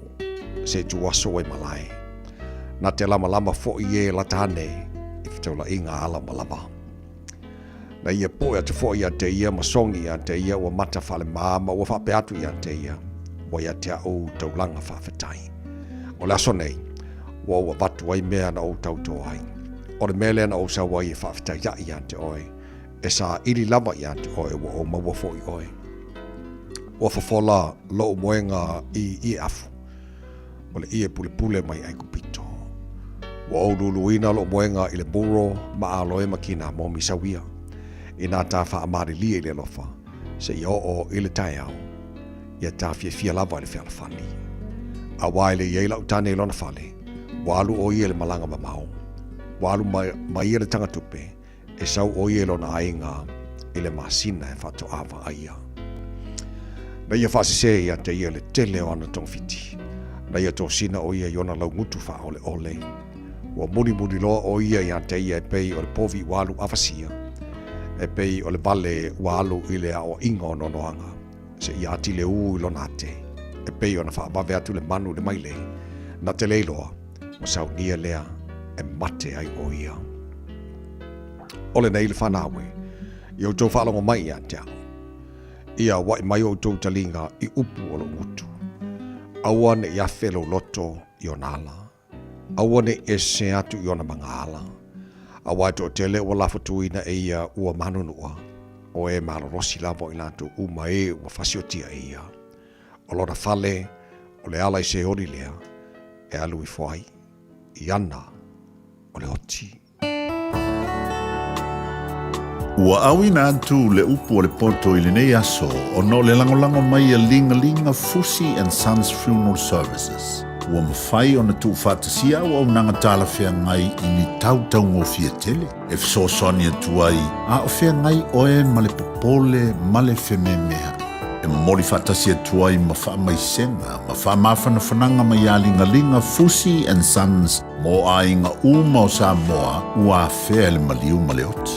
Malau mai loa ia linga Philip Fusi linga. To ia whaapō linga, to ngia si ulavea, pesusu mai i le luas fulvalu Canning Crescent i Mangele.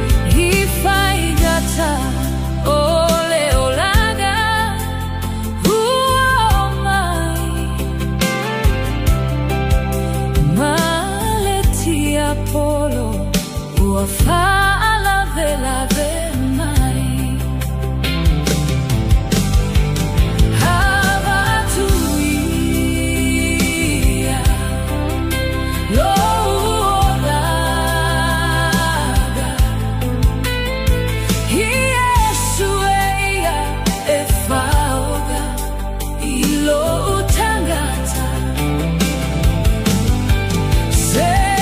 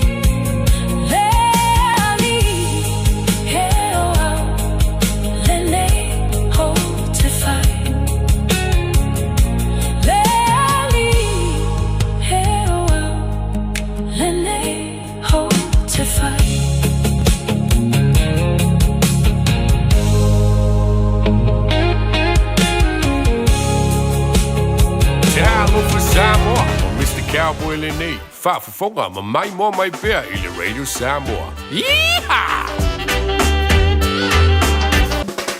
O e sauni malanga i Samoa. Maratua lola mana rento solo o maua iso se tua ngā taavale e talawhea ngai mau mana onga. E mawhaiura piki la taavale mai le malaiwa lele whale o lopo o whangalii. Whaapelo tātou o fisa au tui ala fua. Pe momoli atu fo i le whalitali malo o lo e whaamautu ai. Ai ngā whaabitoa. O lo ia tātou insurance cover e te fili mai ai. E nani tupu se whaalewelave ai o lo iai le whaamama avenga. Maratua lo iai le tātou account i New Zealand. Pe lafosa o fo i le moana rentals e whaonga i le Pacific Easy. E whaonga i lau credit card e whaatino ai le tongi na o lo sa. Mori si whaamtalanga wala au le Pacific Easy i le ovalu se lau. O tasi ono po onu mera masani au kilani. O le lua fitu ono fitu iwa fitu wha. Po le lua fitu ono fitu iwa valu wha. Talo sanga e transfer o i le moana. Pe asi siane i le tātou Facebook o le Moana Rentals. Po le upenga ta wha ilangi o le moanarentals.com. Moana Rentals o laupa anga e taitolo ina oe. Au e malanga asiasi i Samoa. Ta lofa Samoa. O le whapito o le Best Bargains New Zealand Winter Mega Sale ua a mata i le taimi nei. O fi whātau sau telefoni fo. O lo maua le iPhone mo le Samsung lata mai. A mata mai le na o le lua lima tā laid vai aso. Ai ala se se tino fo lazy boy. I le na o le lua whātā laid vai aso. Mā wae. Wa siria ma le lua lima tau sanga le tau tua a le Best Bargains. Te tala fitu aso.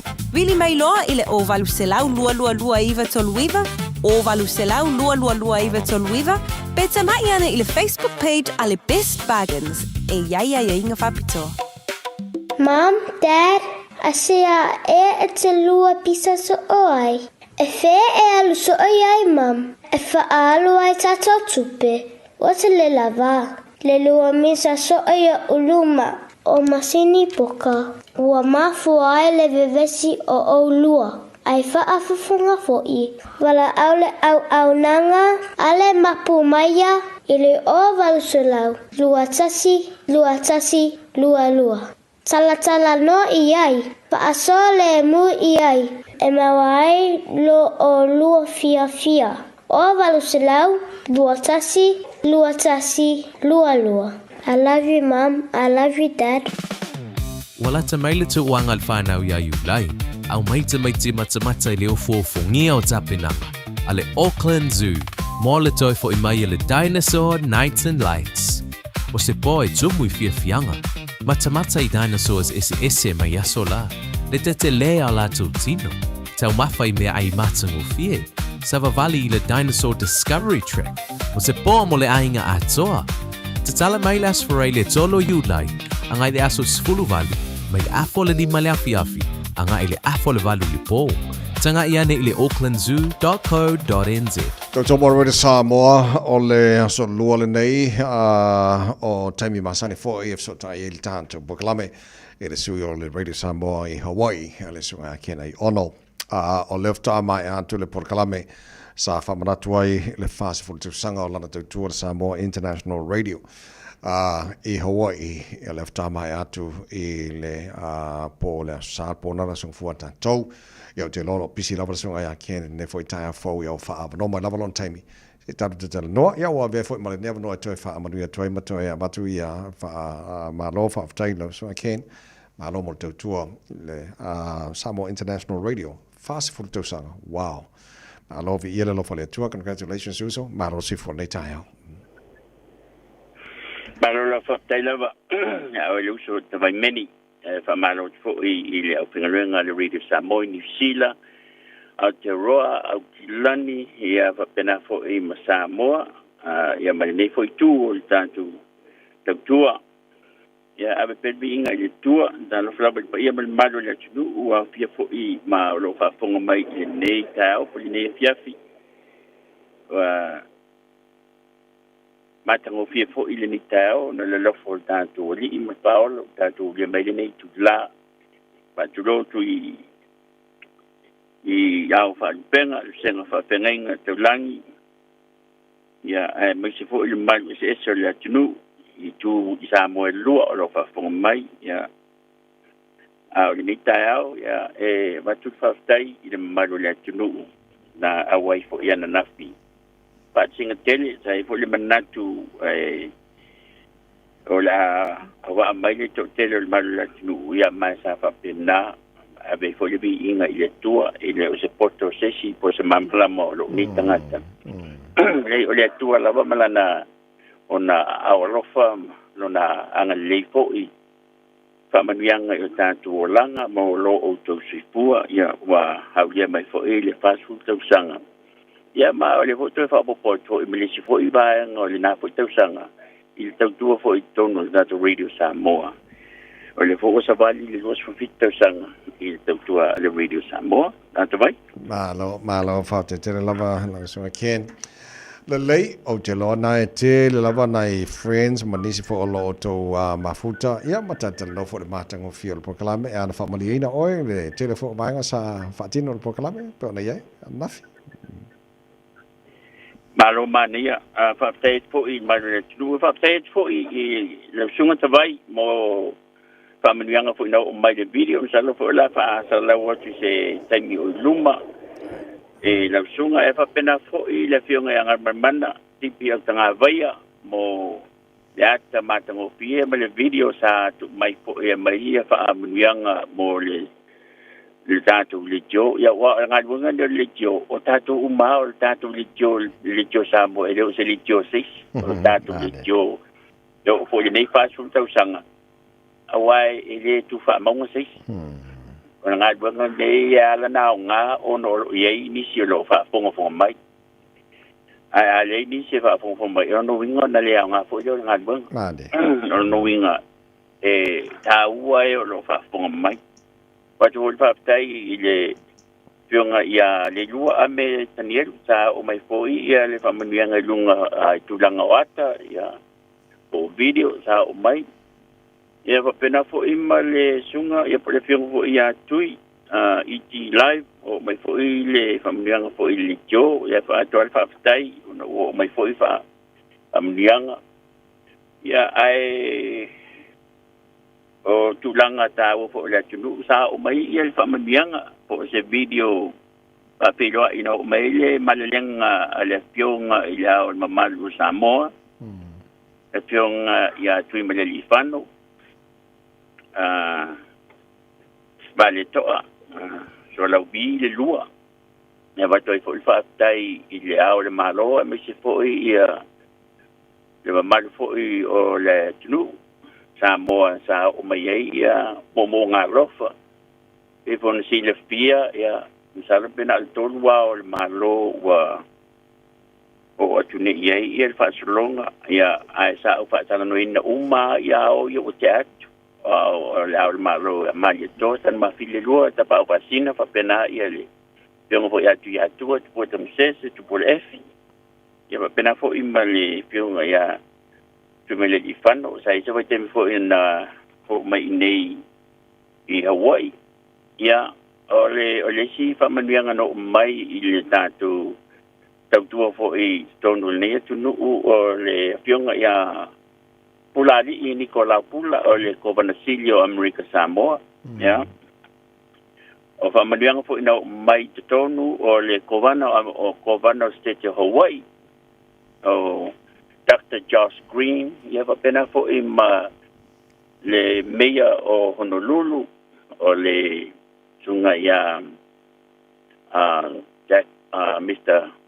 Liaji o le mayor now Honolulu ia mal to te la vol mamalo la tunu na o mai familianga ia ai o la to fo na lautungia pena na atu fo ia nei failonga o no le latu tautua le tunu ia sai fo ile fionga pali tele Jack T Thompson malona faletua au matangi cha Thompson o Jati Productions ia mai fa pena fo ia le fionga ia mo le vau Emeritus Professor Albert Wenta but the distinguished scholar, father of Pacific literature. Ya le fionga fo ia le tui Samoa le la ulu ya msalo Samoa le mua atutasi wa ia o fo le tulanga na nominate pena tu watu no na suafa mo le Nobel Peace Prize ya male sunga fo o Judge Bodi Uwale Samoa mo le na ver fa masino tonu o le ni fo le tunu ya ale sunga fo ia fa na Jerome Grace fa afia fo ana po man ta ila wi fo o Melvin Lead ya o Melvin Lead fo ia ele tau watu fa te lala I Hawaii ya o no winga o le tasi leo fetu pupula o le nei fo stete o Hawaii ya ole mai tai por sunga ya po fabi tale nonga ya talvo be masani o le penino tia fau ya inisi fo o au talvo el masani o penino tia fau na matena le il tesiva limono mai sa o fatalo no ina vol penino tia fau masalo pe silia ele valu se pulu fatalo anga a soi fo mai ya Maria Malpati ya o le fiongo fo ya Saver Alpati Maria ya mai sa mo fo maftang sa fai fo inai tu singa newspaper ma ya ana al Paula le o sa mo fo yo lo to mai nei ile au fa ile la penino tia fa o po fa vitale nonga be fo masani o le afa pongal malo la tunu o pese umal penino tia Paula o lo puina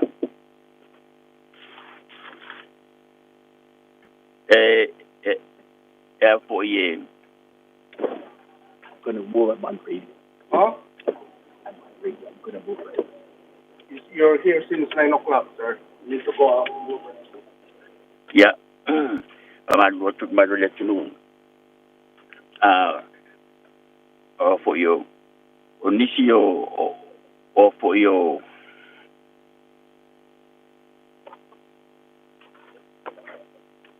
Nisi po sa menina o le sunga falilua la pitanga.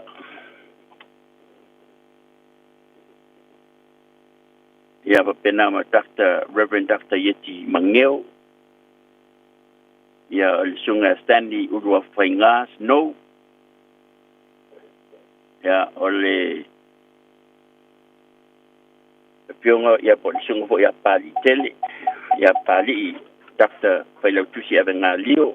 Professor at the University of Hawaii, Penama Muliufi Hanneman, Save Mayor o Honolulu, ia o le sunga ia Dr. Lulu Fiatoa, leva fo mai pasu lima ia tausanga o fo mai tonu o United States of America, o le famasino o le sunga ia Judge Faunga Toto, ia o le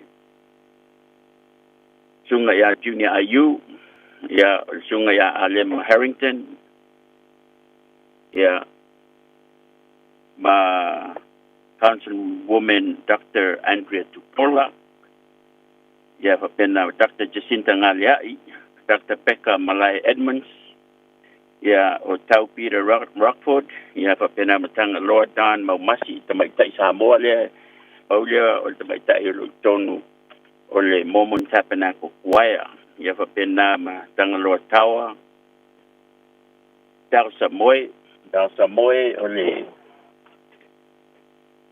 Sui Presidente lepo o le Vice President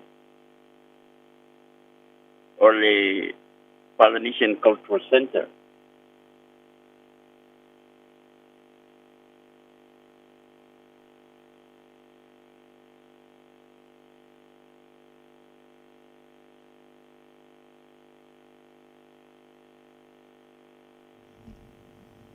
Ken? Yeah. Yeah. Sorry if I... Yeah. La tu ya te vai ile tuna. No, sorry, så var Bjerg og Motulta, så der ingen bare, lad du at Bjerg, hvor nej var en tolta, på klappe fra måne. Ja. Og som jeg sagde på, ja, der er lige noget for Amalia for og for alle tunge for og lejne og lidt telefoni og lave og bange så solo for sabalinga at lunga i og lave matu te i la voile hotel på til Marlo le Hilton.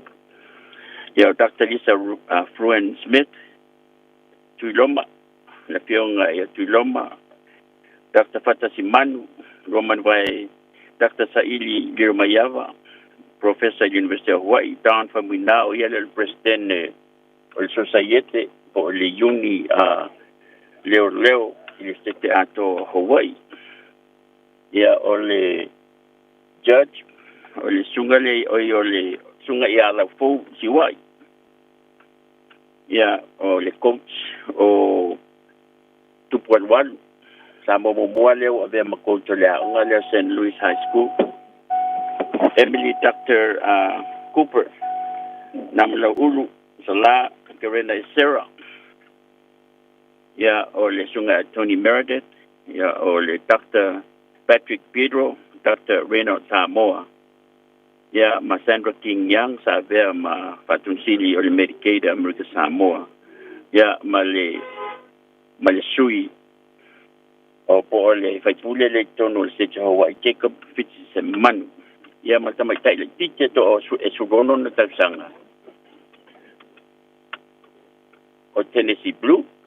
Ya o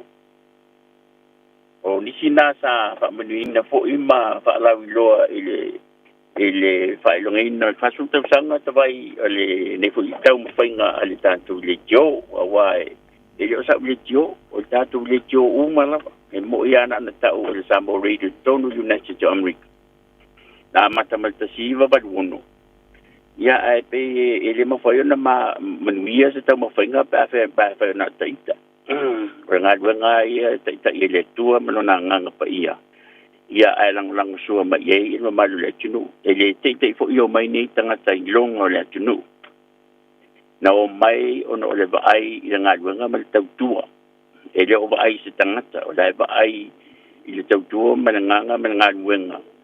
Awa ole temi mo le tal fa so pito o tangata sa mo tono United to America. Talo no tau mai nei. O fa atasi mai tangata ilonga le tunu tangata samo ilonga o le tunu nei i se fa atasi nga fa pe wa mo ia fo e ta o ta tangata ta alu ia ai lo manatu e tau ona tepa tangata papalangi mtanga tunu e ia fo ta tangata ta mai te tonu o universite o fo mai o loia o engineer tangata ave valele o tangata ilonga ya na tu finga pisingisi o melna e wa ala on telefone le ai la titi mai ma ba ai ma ro tangata le tunu ne yo tatu tangata ona ele o lo mai pe ine tatu tangata e fai pisingisi ma tangata e te tono universite manga luenga ilonga le tunu ne la fa pe il to telepalang na pawal me lo e lo isa mona al kitchen polo sa polo ya awai o me fo ina sa ufai tulanga sa fai fo ia tapendang fo me fa pena tulanga mele o award ceremonies o tangata ta alo football me ma ta longa ss asa ero manatu tau on tatu tu fantasia se ta mo fainga e loa ele tunu nei e ai moni la volta tu tangata ta mai tatu tangata o mawalunga la tunga luenga ina ia fo ia le manatu fa longa tangata fa longa lanu ya o tangata ese yo tatu tangata ai mai se lava tatu fa nau o tatu tamo fainga le faine tatu tamo fai fo ele ia si tu lango sa moa ina ia tatu umatu tatu fo I fo launga nei lang a lai o si tial tu langa e mafai ona ola fia ia tatu whanau ma whanau o tatu whanau. Tawai? Malo, fafte tele lava, lau sunga kena I ono, ia. O le na ofisi le atu lau sunga le na vai aso mawai. O le ala le sila sanga le la so ne. What is next? Ole, te malia, o le telefoni na ofisi le tangata po la lisi la sanga po la uritaya. Ia, ai, o la tala fa eva si vanga na o fa pe mai ia le mato au vanga le i au kilani le radio Samoa tamu retire. Yo no retire ro le au ai. E le sanga luanga fo ia te alu te eli maa pe la unila au pe a monisi ma. O le ngā luanga fo ile pe o le fai ai lava tele na faunga. Pe o le ngana la fa matalanga. Mai o le me fo ile taua. Mo mai tauina tua. O le taua ia na ia o tatu tangata matutua i tutono media. E na ia tau mawhai fo ile o na tau ma ilaro ia tua manga wha sama moni. Ma me taua ia tatou. Ono le tele tupulanga. O le wa mata o na wha taua ia latou ia mea papalangi tangata uli maisi tangata. O ai masenena wha melo tama. A ele o whaia le tatu wanganu. O le te whaia le anganu o listanga. You're not doing our culture. You're doing somebody else's culture. Kala no inga e wha iloi le na. E wha taua. E tau na wha taua tatu ia mea. Ia awai. E le tau whamtala tu fo ina o si le fia le maru le tunu. Ea le tūranga le tau. Ai. Wha tulanga pupu na taba. Fate tele molta proclame nei tau. So okay. Ya ba tele ba. Ya samwai te tual na ma sa nang fo I ba tau ba ni tangata ai wa tu vol fa tai le manu na tunu la tu lang suwa mai se fo le radio Samoa le nei. Ai ia pele no fo le tu ai fo se uposala la fo le nga mangalo se le la ona ai mol taimi nei. Soifo. Taraflava o David Tua le nei, o lo e whaafonga mai pēi le Radio Samoa, tasi lima I watolu a mō. Samoa I amanuia lau whaafonga, ma lau whaasausaunga.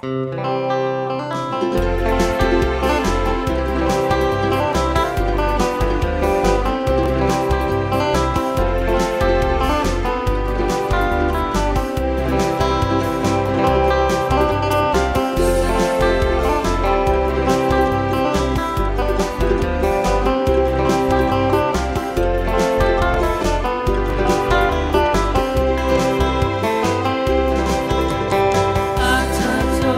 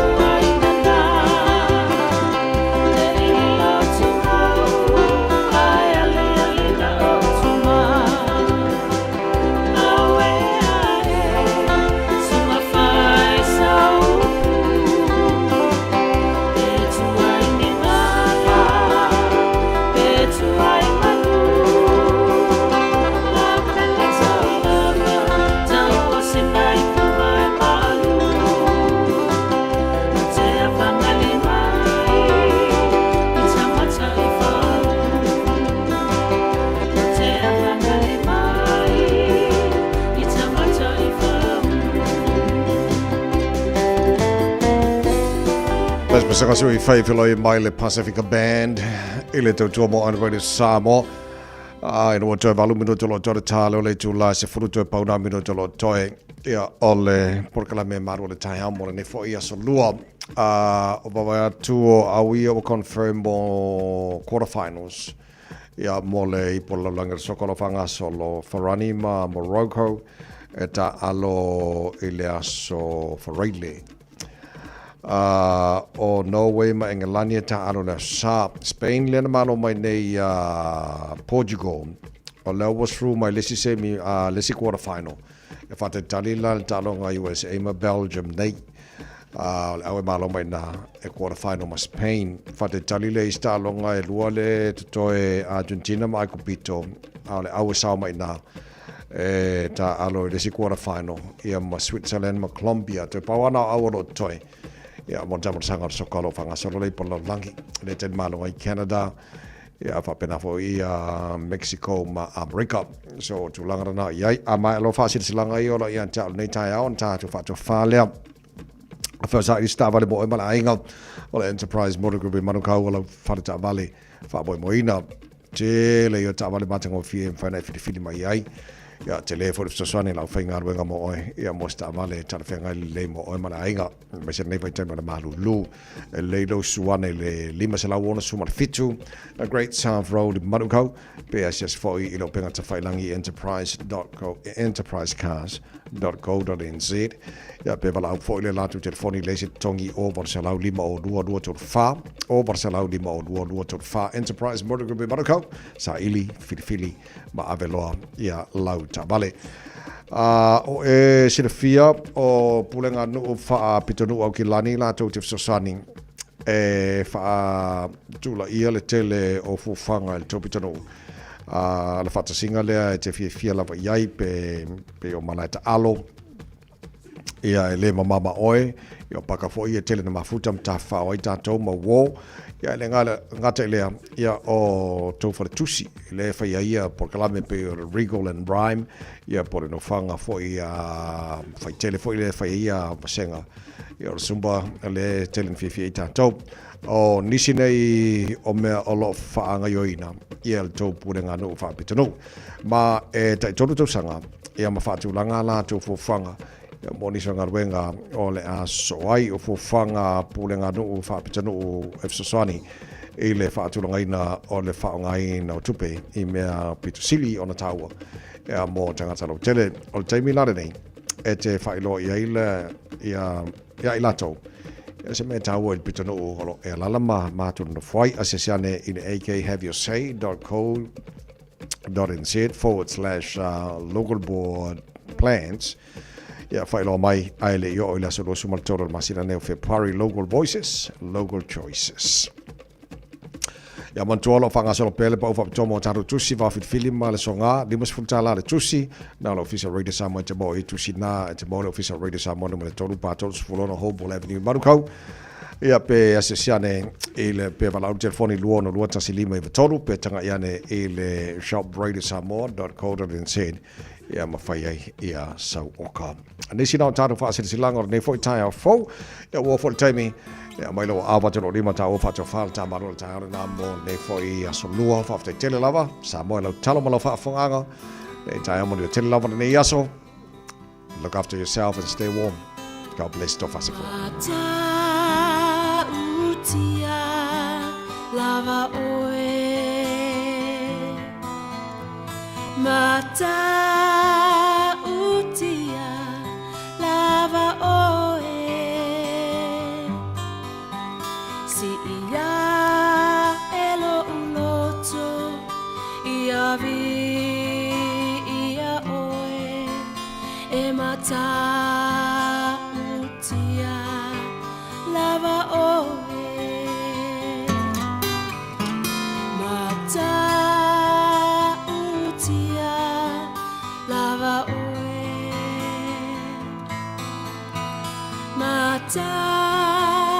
utia lava oe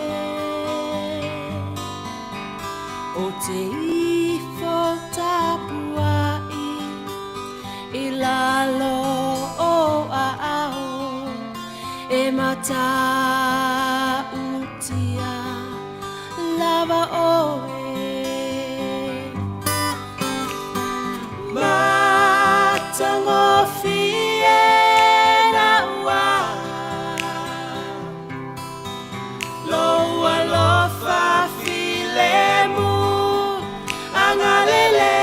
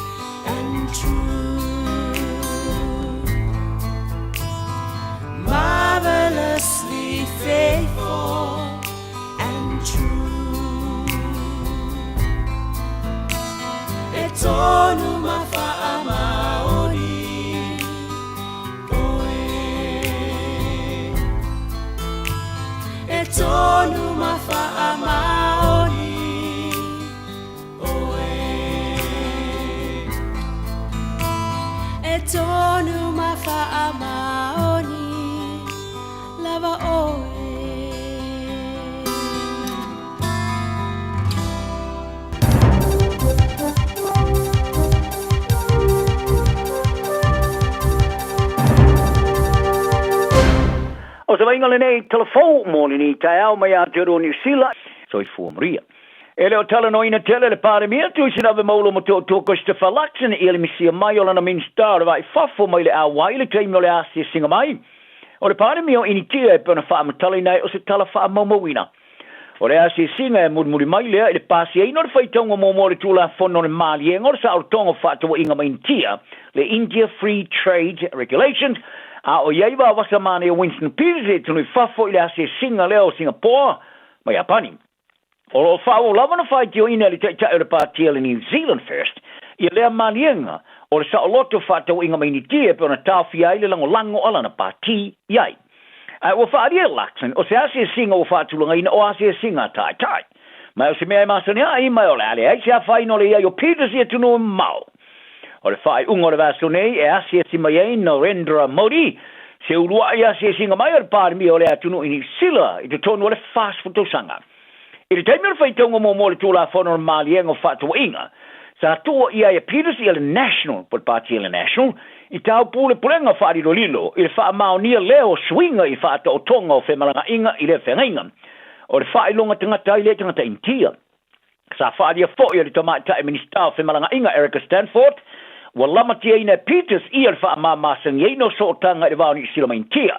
Ina ua ia tala no ina whala wa i tele whengainga o whaata o inga mainitia, aile i whaia whai unga munimuri.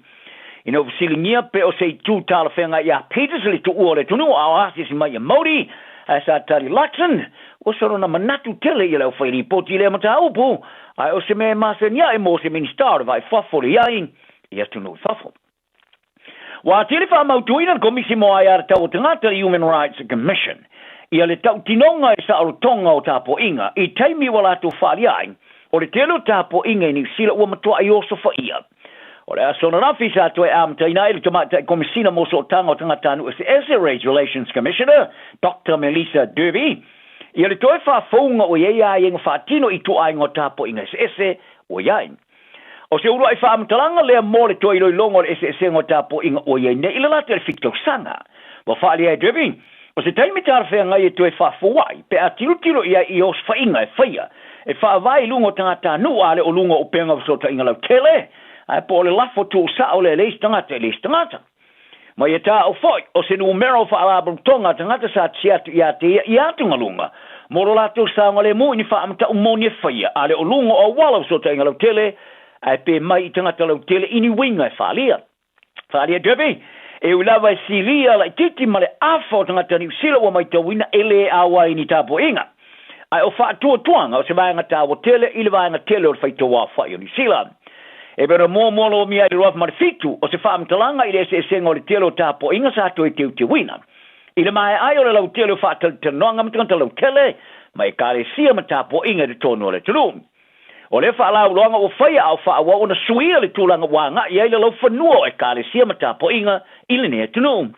I le tusinga i ngōle roa whamare futolu, mo se tei mō telu mai o na whata oto so o tanga matapo inga. Wa wha mauina e sinia lai titi male awhar whaitau a whai o tangata New Zealand. Sa lato whailoa, i le eini so o tanga mani tapo inga, ai o ilea. O wha tuatuanga e tu maulava o na avea ma se vaenga taua mo tangata kiwi. Whaarea Derby, o lo ngā rurua mi tangata lau tele o lo o langona ina, i ale mamafo whau ma ti ngā o ne o sa whainga, i a saitasi apitat. O le tele o ese senga o tapo inga o yenei, i le mana o mia o na avea i ma o wala e tu vai ai tangata uma i New Zealand. O le rea mpasa fō Amerika i New Zealand e, o ia wholasia ina i mata upo Donald Trump, e talano ina o le whātāroa lea o ia i le Pasifika. O le vastuluai sa taunua mo iei Jared Novelli i Wellington.